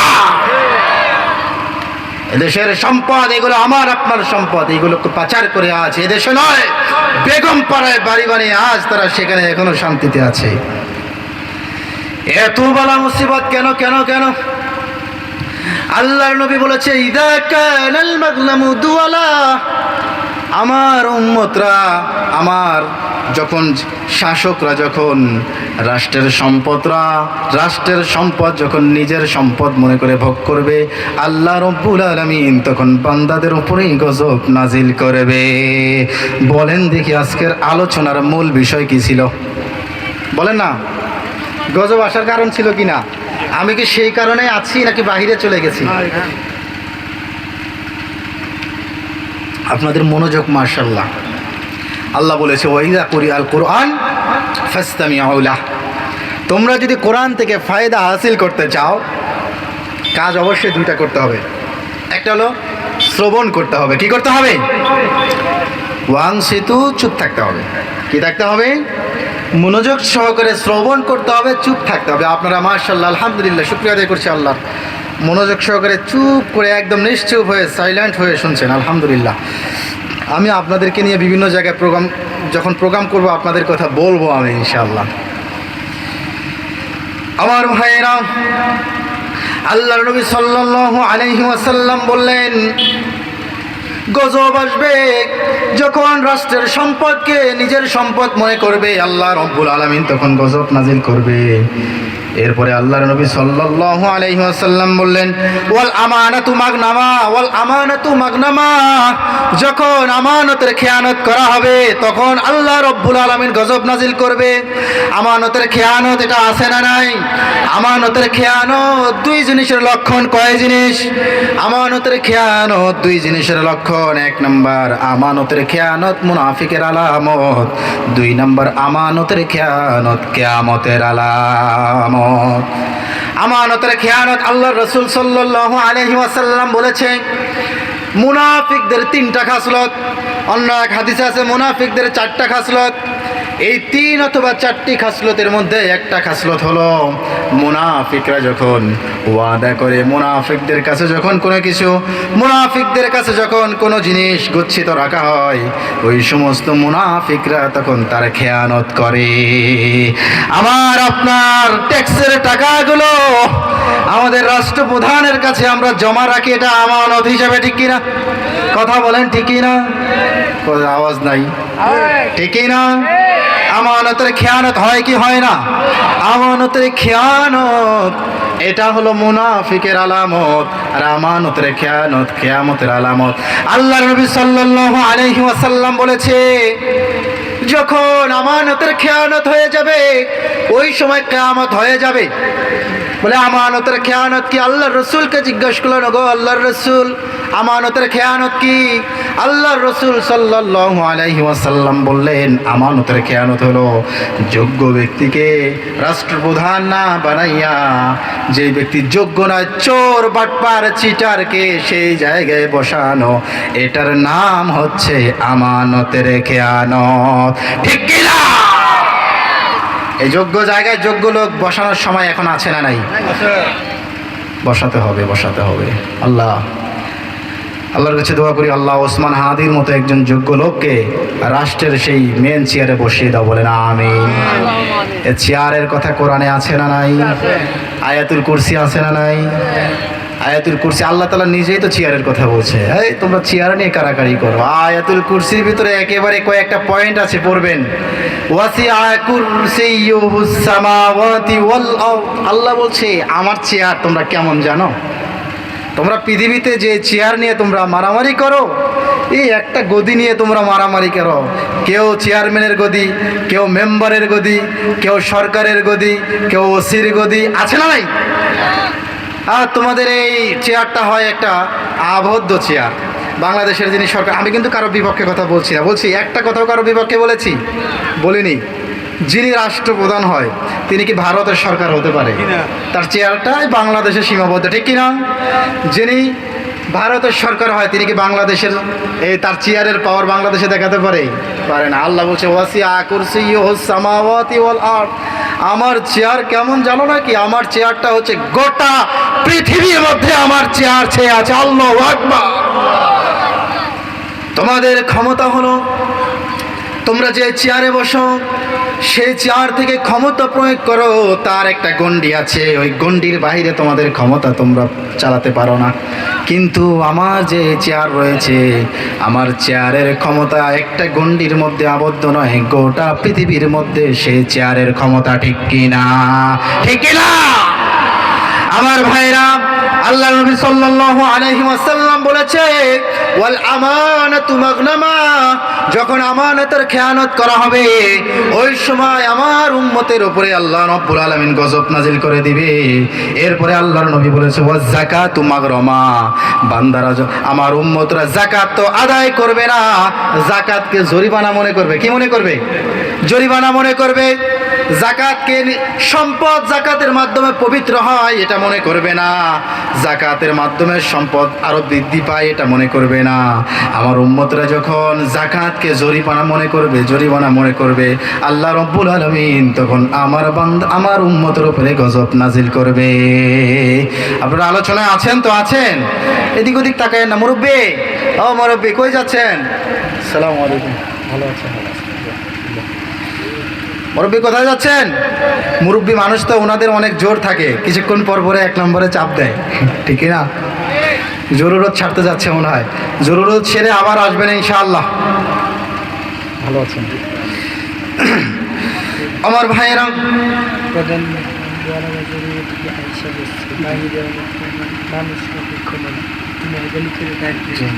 জি জি অবশ্যই ইনশাল্লাহ। প্রিয় ভাইরা, আপনাদের কাছে বিনীত অনুরোধ করব, আমি আপনাদেরকে শুরুতে বলেছি আমি এসেছি চট্টগ্রাম থেকে। কোথা থেকে? এক অলি আল্লাহর দেশ থেকে। আবার আসছি আর এক অলি আল্লাহর দেশে, ঠিক কিনা? আবার দেখেন সেই সুদূর ঢাকা থেকে আজকের আমাদের প্রধান মেহমান আসছেন, তিনি রাস্তায় একেবারে কাছাকাছি চলে আসছেন। আপনারা মেহেরবানি করে আপনারা আলেমদের বদদোয়া নেবেন না। শাহজালালের বদদোয়া যারা নিয়েছে তারা আজ যমুনের বুকে নাই, গৌর গোবিন্দ আজ যমুনের বুকে নাই, ঠিক কিনা? এই জন্য প্রিয় ভাইরা, ঢাকা থেকে মেহমান আসছেন, মুসাফির মানুষ, তিনি যদি কষ্ট পায়, যেহেতু আলোচনায় চলছে বালা মুসিবত গজবের, যদি আলেমদেরকে কষ্ট দেন, আলোচনায় আছে যারা আলেমদেরকে কষ্ট দেয়, আলেমদেরকে কষ্ট দেওয়ার কারণে বালা মুসিবত আসে। আজ যদি এসে দেখে প্যান্ডেল আয়োজন, মাহফিলের আয়োজন করা হয়েছে, অনেক মানুষ রাস্তাঘাটে ঘুরছেন, এতে করে যদি কষ্ট পায়, এটার কারণে যদি আমাদের উপরে বালা মুসিবত আসে, এটার জন্য কিন্তু আলেম ওলামা দায়ী না, আমরা দায়ী, ঠিক কিনা? এই জন্য প্রিয় ভাইরা, আপনাদের কাছে অনুরোধ করি আপনারা খুবই তাড়াতাড়ি অতি দ্রুত প্যান্ডেলের ভিতরে চলে আসুন। আমাদের প্রধান মেহমান কিছুক্ষণের ভিতরে চলে আসবেন, তার গুরুত্বপূর্ণ কথাগুলো বলবেন, বরকতের নিয়তে আমরা শুনবো ইনশাআল্লাহ। আমি একটু অপেক্ষা করছি, যারা আমি এখন মোনাজাত করবো, একটা ছোট্ট মোনাজাত, আলোচনা আবার শেষ করে দেব না, মোনাজাতে দোয়া করব শুধুমাত্র তাদের জন্য যারা প্যান্ডেলে আছে আর এখন যারা আসবে। সময় 2 মিনিট, 2 মিনিট দোয়া করব। এই 2 মিনিটে যারা আসবে, আমি মুসাফিরের দোয়া আল্লাহ তাআলা কখনো ফিরে দেয়। আমি দোয়া করবো, হাত তুলে না, আবার হাত তুললে আবার অনেকে মনে করুন মাহফিল শেষ, এখন জায়গা দোয়া করব। যারা প্যান্ডেলের বাইরে আছেন চলে আসবেন, আল্লাহ পাক আপনাদেরকে কবুল করবেন। আর যদি না আসেন তাহলে বুঝে নেব যে দোয়ার বিপরীত, ভালোর বিপরীত কি থাকে? খারাপ থাকে, এটা আপনারা ধরে নেবেন, থাকতে পারে। আয় আল্লাহ রাব্বুল আলামিন, যারা দীর্ঘ সময় নিয়ে, আপনারা শুধু আমিন বলবেন, মাহফিলের প্যান্ডেলে বসে বসে যারা আলোচনা শুনছে তাদেরকে কবুল করে নেন, বলেন আমিন। আল্লাহ, মাইকের আওয়াজ যত দূর যাচ্ছে, রাস্তাঘাটে যারা ঘোরাফেরা করছে, খুব অল্প সময়ের মধ্যেই এই মোনাজাতের টাইমে যারা এই প্যান্ডেলে বসে পড়বে তাদেরকে কবুল করে নিও, বলেন আমিন। সমস্ত ধরনের বিপদ আপদ বালা মুসিবত থেকে হেফাজত রাখিও, বলো আমিন। আয় রব্বুল আলামিন, যারা রাস্তাঘাটে ঘোরাফেরা করছে তাদের মাঝে অনেক যুবক আছে যাদের বিবাহর বয়স হয়েছে। আল্লাহ, এই দোয়ার মাঝখানে যে সমস্ত যুবকরা প্যান্ডেলের ভিতরে চলে আসবে, আল্লাহ আমরা প্যান্ডেলের ভিতরে উপস্থিত থাকা মানুষগুলো দোয়া করছি, ওই সমস্ত যুবক যারা বিবাহ করে নাই তাদের জন্য একটা উত্তম জীবন সঙ্গী ব্যবস্থা করে দিয়েন, বলেন আমিন। আল্লাহ, যদি তারা প্যান্ডেলে বিনা কারণে না আসে, এর বিপরীত কিছু যেন হয়, বলেন আমিন। বিপরীত বলতে খারাপ কিছু না, ভালো কিছু যেন হয়, তবে এখানে আসলে যেন আরো ভালো হয়, বলেন আমিন। কই কাউকে তো দেখি না এখনো, তাড়াতাড়ি আসেন, খুব গুরুত্বপূর্ণ দোয়া চলছে। আল্লাহ, যে সমস্ত যুবকরা রাস্তাঘাটে ঘোরাফেরা করছে ওনারা যদি এখন প্যান্ডেলের ভিতরে চলে আসে, যুবকদের প্রথম চাওয়া হচ্ছে, আল্লাহ আমার জন্য একটা সুন্দর নারী দিও, একজন আবেদা নারী দিও, একজন সালেহা নারী দিও, যাতে করে বেশি যৌতুক না দেওয়া লাগে, যাতে করে বেশি কাবিন দেওয়া না লাগে, এরকম একটা নারী ব্যবস্থা করে দিও। আমার মন মতো হুরে গিলমান ব্যবস্থা করে দিও। আল্লাহ, আমি দোয়া করছি, আমি মুসাফির মানুষ, এই এলাকার স্থানীয় মানুষদেরকে নিয়ে, সাধারণ কোরআন প্রেমিক মানুষদেরকে নিয়ে, মুরব্বীদেরকে সাথে করে নিয়ে, প্যান্ডেলের যুবকদেরকে সাথে করে নিয়ে আল্লাহ দোয়া করছি, কিছুক্ষণের মধ্যে যারা প্যান্ডেলের ভিতরে চলে আসবে তাদের জন্য তাদের মন মতো একজন স্ত্রী ব্যবস্থা করে দিও, বলেন আমিন। আমিন বলেন। এবং আপনারা মন খারাপ করিয়েন না, যারা ভিতরে আছেন তাদেরকেও ব্যবস্থা করে দিক, বলেন আমিন। যারা একটা বিয়ে করেছেন তাদের আরেকটা আল্লাহ তা দিল, যদি ইনসাফ করার মতো তৌফিক দেয় আর থাকে, তাহলে আরেকটা বিয়ে করার তৌফিক দান করে দিক, বলেন আমিন। ও বাবা, তাই বাড়িতে ঝগড়া লাগবো। পৃথিবীতে মেয়েরা সব ভাগ করতে চায়, কিন্তু বিবাহ শাদী স্ত্রী আরেকটা ভাগ করতে চায়। এটা শুধু দুনিয়ার মধ্যে না, আপনার স্ত্রীকে আপনি হুরের গল্প শোনায়েন কি, আপনি মনে হয় দ্বিতীয় বিয়ের কথা শুনে উনি বাড়িতে চলে যাচ্ছে, দেখিয়েন ভাবিকে গিয়ে কিছু বলিয়েন না। আবার আপনার স্ত্রীকে আপনি হুরের কথা শোনায়েন, জান্নাতের ভিতরে 72টা হুর দেওয়া হবে, এগুলো নিয়ে আমরা খেলা করব। আপনার স্ত্রী বলে আল্লাহর কাছে দোয়া করব যাতে করে জান্নাতে আপনাকে একটা হুরও না দেওয়া হয়, শুধু যাতে আমি থাকি, ঠিক না? এই অবস্থা। আমার ভাইয়েরা, অপ্রাসঙ্গিক কোনো কথা আমি বলছি না। আসুন আবার আমরা আমাদের মূল আলোচনায় ফিরে আসি। আলোচনা করছিলাম আল্লাহ রাব্বুল আলামিন আমাদের উপরে কেন বালা মুসিবত দেন, আল্লাহ তাআলা আমাদেরকে কেন গজব দেন। কয়েকটা কারণ আপনাদের সামনে বলেছি, আরও কিছু কারণ আছে, সেগুলো আপনাদেরকে বলি। খুব গুরুত্বপূর্ণ কথা, আজকের এই মাহফিল থেকে শুনে যাবেন।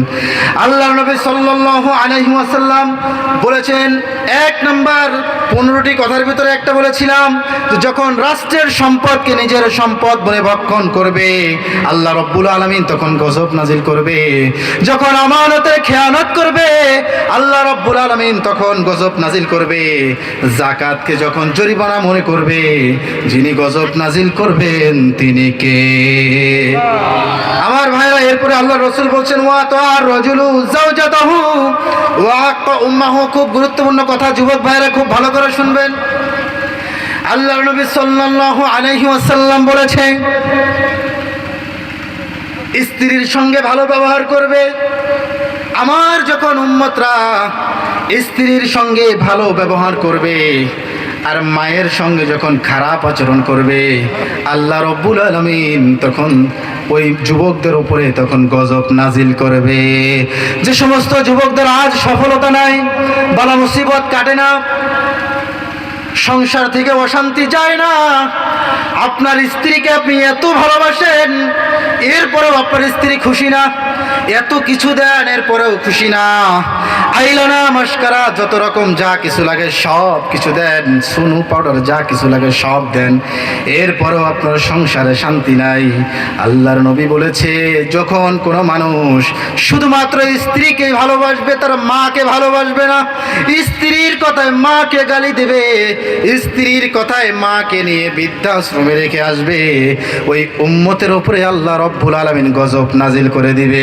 এই জন্য যুবক ভাইরা, আপনার জীবনে যদি অশান্তি থাকে, আপনি যদি অসুস্থর মধ্যে থাকেন, আপনার সংসারে যদি অশান্তি থাকে, বোঝা লাগবে আপনি একটু ভেবে দেখেন আপনার ঘাটতি কোথায়। আপনার ঘাটতিটা যদি এখানে হয়, আপনার স্ত্রীকে আপনি অনেক ভালোবাসেন কিন্তু আপনার মাকে ভালোবাসেন না। আপনার স্ত্রী আপনার কাছে সোনু পাউডার যা চেয়েছে আপনি দিয়েছেন, আপনার মা বাজার থেকে একটা পান চেয়েছে, বাবারে ওই ছোট্ট ছোট্ট পানগুলো আমি খেতে পারি না, আমার জন্য ওই পানটা একটু বড় দেখে পানটা নিয়ে আসবা। বাবারে আমি ওই চুনটা, ওই ঝিনুকের চুন দিয়ে আমি পান খেতে পারি না, জাফলংয়ের পাথর, সাদা পাথর দিয়ে যে চুন তৈরি হয় ওই চুন দিয়ে আমি পান খেতে ভালোবাসি, তুমি ওই চুনটা আনিও, ওইটা আনিও না। তখন সন্তান বলে, হ্যাঁ কত এত অর্ডার করার জায়গা পাও না, জানবো তা খাওয়া আছে না নাই? ও যুবক ভাইরা শুনে নাও, স্ত্রীকে ভালোবাসবা আর মাকে ভালোবাসবা না, মায়ের সঙ্গে খারাপ আচরণ করবা। আল্লাহর নবী সাল্লাল্লাহু আলাইহি ওয়াসাল্লাম বলেছে, ও যুবক তোমাদের উপরে আল্লাহর পক্ষ থেকে গজব আসবে। এরপরে আল্লাহর নবী আরো বলছে,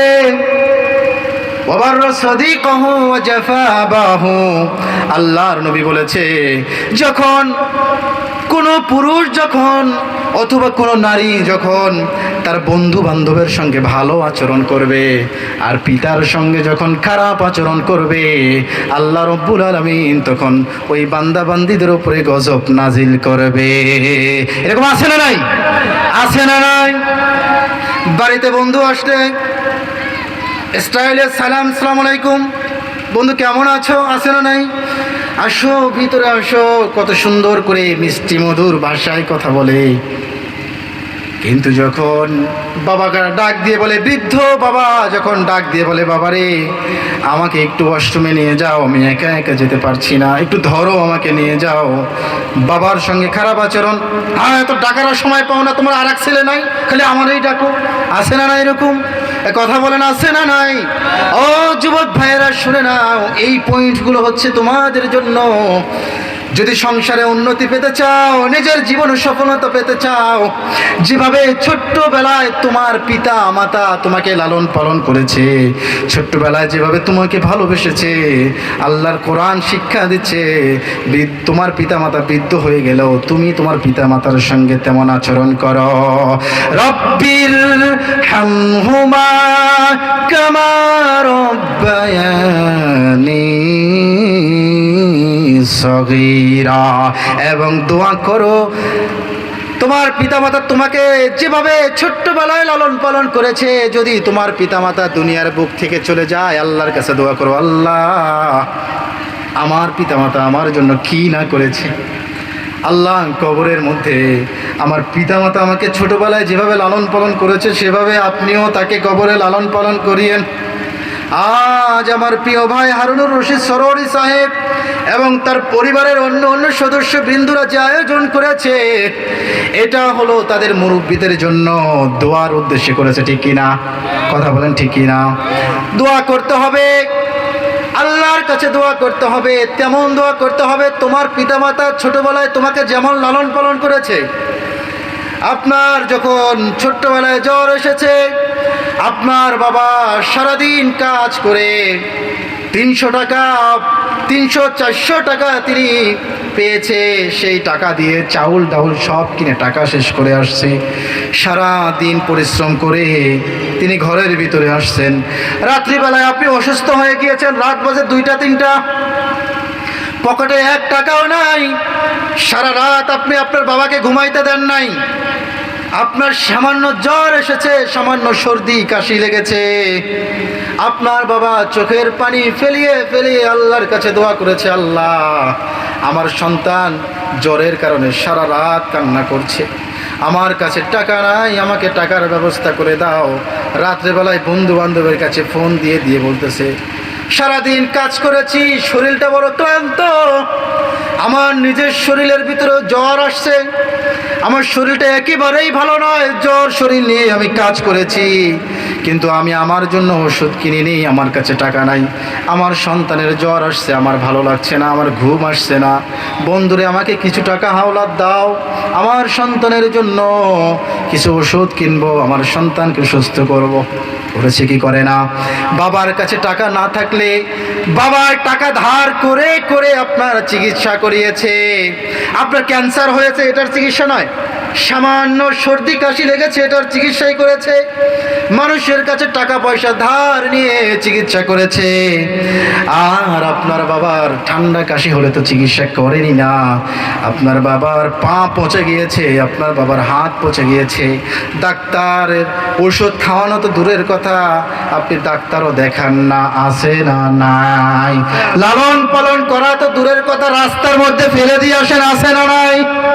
ও যুবক, শুনে নাও, শুনে নাও। আল্লাহর নবী সাল্লাল্লাহু আলাইহি ওয়াসাল্লাম বলেছে, ওবার সাদিকাহু ওয়া জাফাবাহু, যখন মানুষরা নিজের বন্ধু বান্ধবের সঙ্গে ভালো আচরণ করবে আর পিতার সঙ্গে যখন খারাপ আচরণ করবে, ওই বান্দাদের উপরে আল্লাহ রব্বুল আলামিন গজব নাজিল করবে। তোমার মায়ের কথা কি মনে পড়ে না? তোমার মা তোমাকে কিভাবে লালন পালন করেছে? শুরুতেই বলেছি, আল্লাহ বলেছে, হাল আতা আলাল ইনসান হিনুম মিনাদ দাহরি লাম ইয়াকুন শাইআম মাযকুরা। আল্লাহ বলেছে, কাল প্রবাহে তোমার কি এমন একটা সময় ছিল না যে সময় তোমার পরিচয় দেওয়ার মতো কোনো কিছু ছিল না? আল্লাহ রব্বুল আলামিন মাটির নির্যাস থেকে আমাদেরকে বানাইলেন। কি বানাইলেন? নুতফা বানাইলেন। নুতফাটাকে আমার বাবার কাছে রেখে দিলেন, বাবা থেকে ট্রান্সফার করে মায়ের কাছে দিলেন। মায়ের কাছে নুতফাটা চলে গেল। সেই নুতফাটা আস্তে আস্তে জমাট রক্ত পরিণত হয়ে গেল। রক্তর দলাটা আস্তে বড় হতে লাগলো, আস্তে আস্তে বড় হয়ে গেল। এরপরে মাংস টুকরা হয়ে গেল। সেই জায়গার মধ্যে সেই মাংসটা আরো বড় হয়ে গেল। সেই জায়গার মধ্যে আল্লাহ রব্বুল আলামিন হাড় হাড্ডি দিয়ে গেল। পেটের আকারটা আরো একটু বড় হতে লাগলো। মায়ের পেটের আকার আর একটু বড় হয়ে গেল, ঠিক কিনা? মায়ের পেটের আকার বড় হয়ে গেল। এরপরে যখন তুমি আস্তে আস্তে 1-1.5 কেজি হয়ে গেলে, মায়ের পেটের আকারটা আরো বড় হয়ে গেল। তোমার মা ঘুমাচ্ছে, হঠাৎ করে গভীর রাত্রে মায়ের পেটে লাথি মেরে দিয়েছি, ঠিক কি না? মা কান্না করেছে, দু চোখের পানি ফেলেছে, কিন্তু কখনো আপনি পেটে থাকা অবস্থায় আপনার মা আপনার নামে বদদোয়া দেয় নাই, আপনার জন্য বদদোয়া দেয় নাই। শুধুমাত্র খুশি হয়েছে আমার সন্তানটা ভূমিষ্ঠ হলে আমাকে মা বলে ডাকবে, ঠিক কিনা? ঠিক কিনা? দুনিয়ার বুকে আপনি এসেছি, মাকে কিভাবে কষ্ট দিয়েছি। শীতের সময়, প্রচন্ড শীতের সময় এই যে মাহফিলে আসছেন, শীত যাতে আপনার আমার না লাগে এই জন্য আপনি জ্যাকেট পরে আসছেন, ঠান্ডার জামা কাপড় পরে আসছেন। রাতে আপনি ঘুমাচ্ছেন, হঠাৎ করে আপনি পেশাব করে দিয়েছি ডান দিকে। আপনার মা, আমার মা ডান দিক থেকে উঠাইয়া আপনাকে বাম দিকে শুয়ে দিয়েছে। শীতের রাত্রে আবারও পেশাব করে দিয়েছি। আপনার মা সেই পেশাব থেকে বাম দিক থেকে উঠাইয়া আপনাকে বুকের মধ্যে, শীতের মধ্যে আগলে রেখেছে।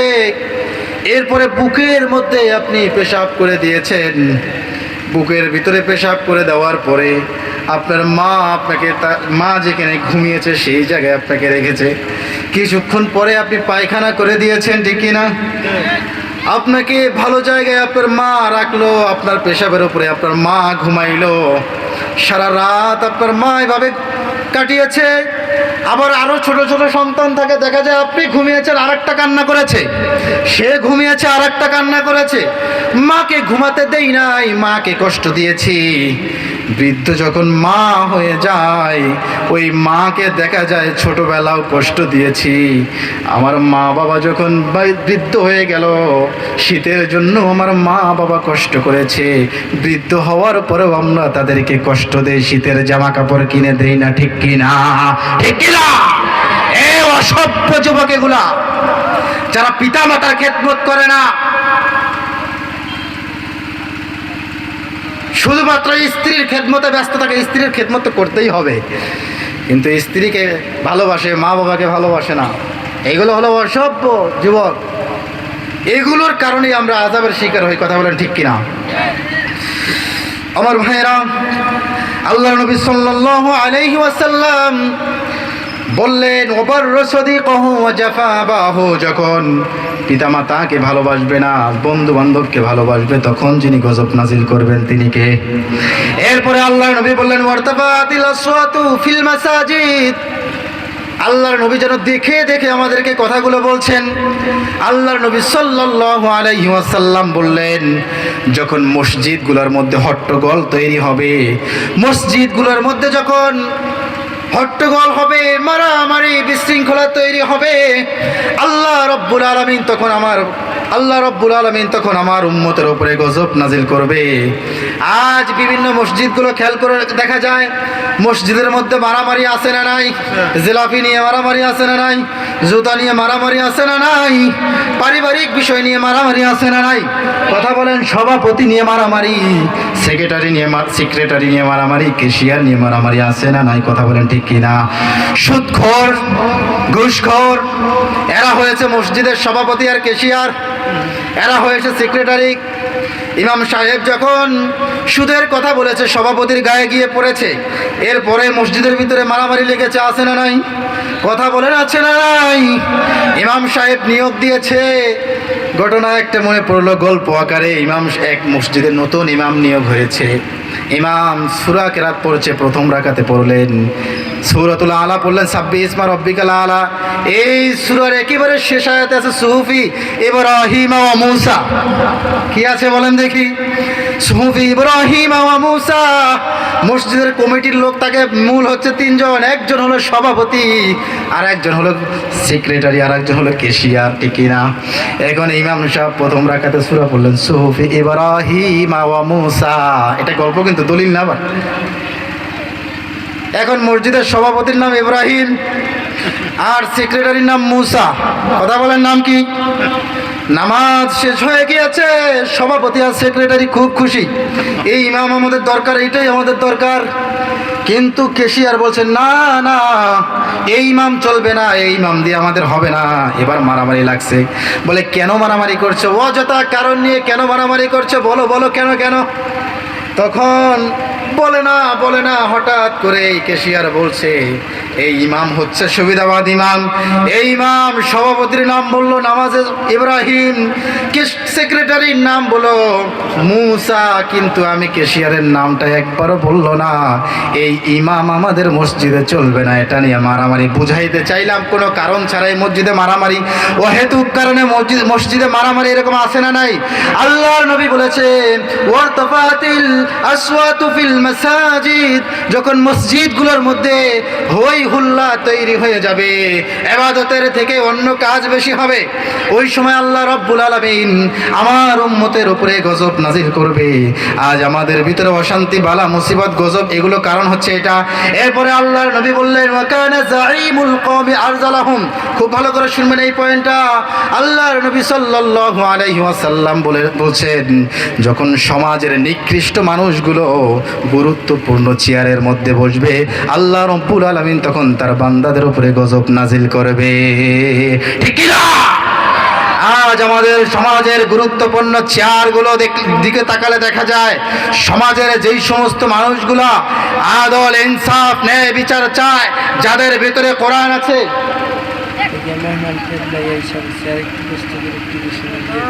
প্রিয় ভাইরা, আপনাদের পায়ে হাত রেখে অনুরোধ করছি, ঢাকা থেকে মেহমান চলে আসছেন একেবারে নিকটে, প্লিজ প্লিজ আপনাদের পায়ে হাত রেখে অনুরোধ করছি আপনারা একটু প্যান্ডেলে চলে আসুন। কারণ হচ্ছে ঢাকা থেকে একজন মেহমান এসে যদি দেখে আপনারা রাস্তাঘাটে ঘুরছেন আর সবাই প্যান্ডেল একেবারে খালি, এতে করে মেহমান কষ্ট পাবে, বদদোয়া পাবেন আপনারা। সিলেটের প্রতি প্রত্যেকটা মানুষের ভালো ধারণা শাহজালাল শাহপুরাণের কারণে। মানুষ ভাবে যে এই সিলেটের মাটি ইমানের ঘাঁটি, এই রাত পার হয়ে গেলে আপনারা ঘোরাফেরার অনেক সময় পাবেন, কিন্তু এই আলোচনা শোনার সময় আর পাবেন না। প্রিয় যুবক ভাইয়েরা, মুরব্বী ভাইয়েরা, প্লিজ আপনারা খুব দ্রুত প্যান্ডেলে চলে আসুন। প্রধান মেহমান চলে আসছেন, তিনি যেন এসে মাহফিলের প্যান্ডেলের কানায় কানায় মানুষ ভরপুর দেখতে পারেন। সকলে আল্লাহুম্মা আমিন। আল্লাহ কবুল করেন, বলেন আমিন।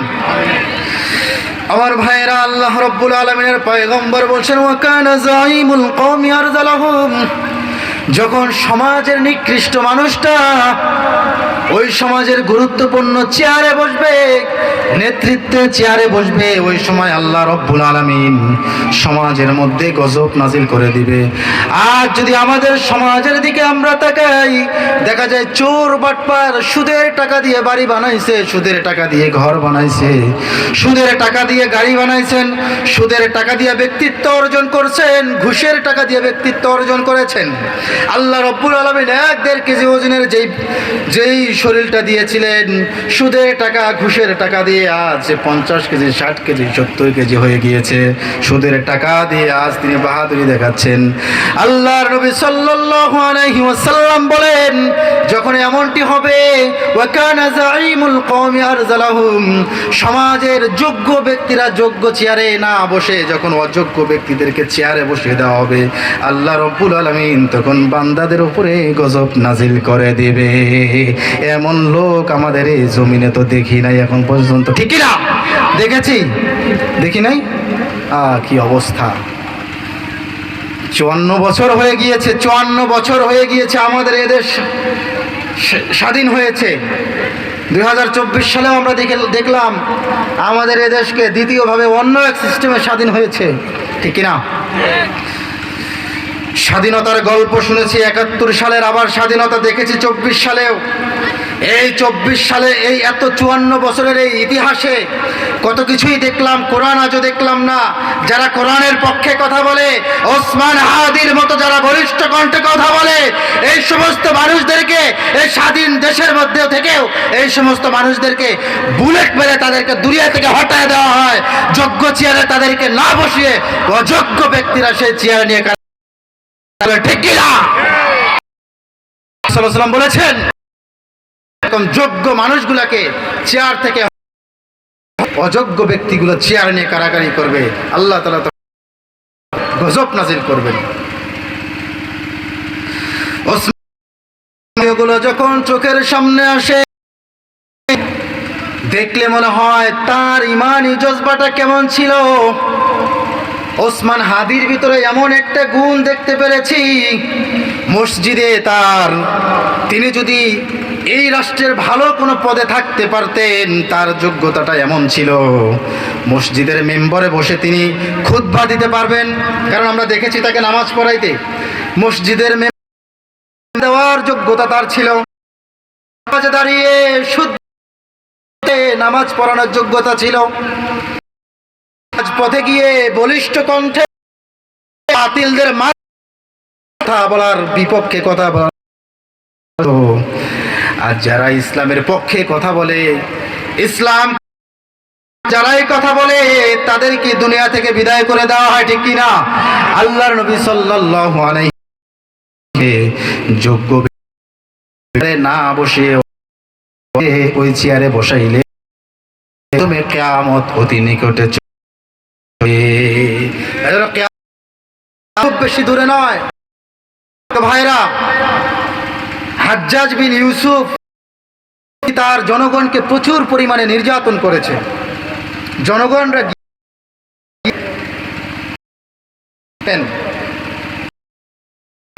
হাজ্জাজ বিন ইউসুফ নির্যাতন আমরা আর সহ্য করি, আপনি এটার কোনো একটা ফয়সালা করুন। তিনি ফয়সালা, তোমরা সবর করো। কারণ হচ্ছে নবী করিম সাল্লাল্লাহু আলাইহি ওয়াসাল্লাম এমন একটা হাদিস যে আমাদের দিকে সময়টা পূর্বের থেকে আরো পর্যন্ত হবে, যতক্ষণ মিলিত না হব, তথা যতক্ষণ পর্যন্ত আমরা মৃত্যুবরণ না করব। আমাদের মধ্যে মুরব্বীরা, যুবকরা উপস্থিত আছে, যদি মুরব্বীদের ও মুরব্বী বাবারা যুবক বয়সের কিছু তাদেরকে শোনাবে পরিচালনা করেছেন, আপনারা কেমন সুখে শান্তি। মুরব্বীরা বলবে আমরা যখন অনেক শান্তিতে, তোমরা যুবকরা ওই করতে পারছো না, ঠিক কি না? আজ এই যে আমরা যুবকরা বিচরণ করছি, যতটুক শান্তি নিয়ে এই পৃথিবীর বুকে বিচরণ করছি, সামনে যে সমস্ত কিশোর, এই কিশোরগুলো আমরা যতটা শান্তি ভোগ, ওরা ততটুক শান্তি ভোগ করতে পারবে না। তো যাবে তত ফিতনা। হুযায়ফা ইবনুল ইয়ামান, যাকে আল্লাহ নবী সাল্লাল্লাহু আলাইহি ওয়াসাল্লামের ইলমের গোপন ভান্ডার, হুযায়ফা ইবনুল ইয়ামান,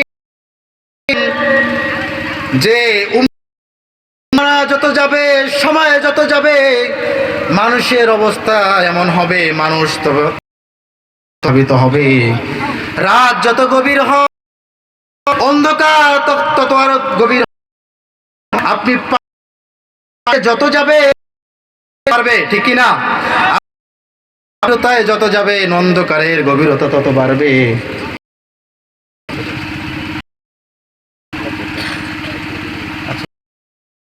যারা বাহির আছে ডাকবো না, প্রিয় ভাইরা, মুরব্বী বাবা,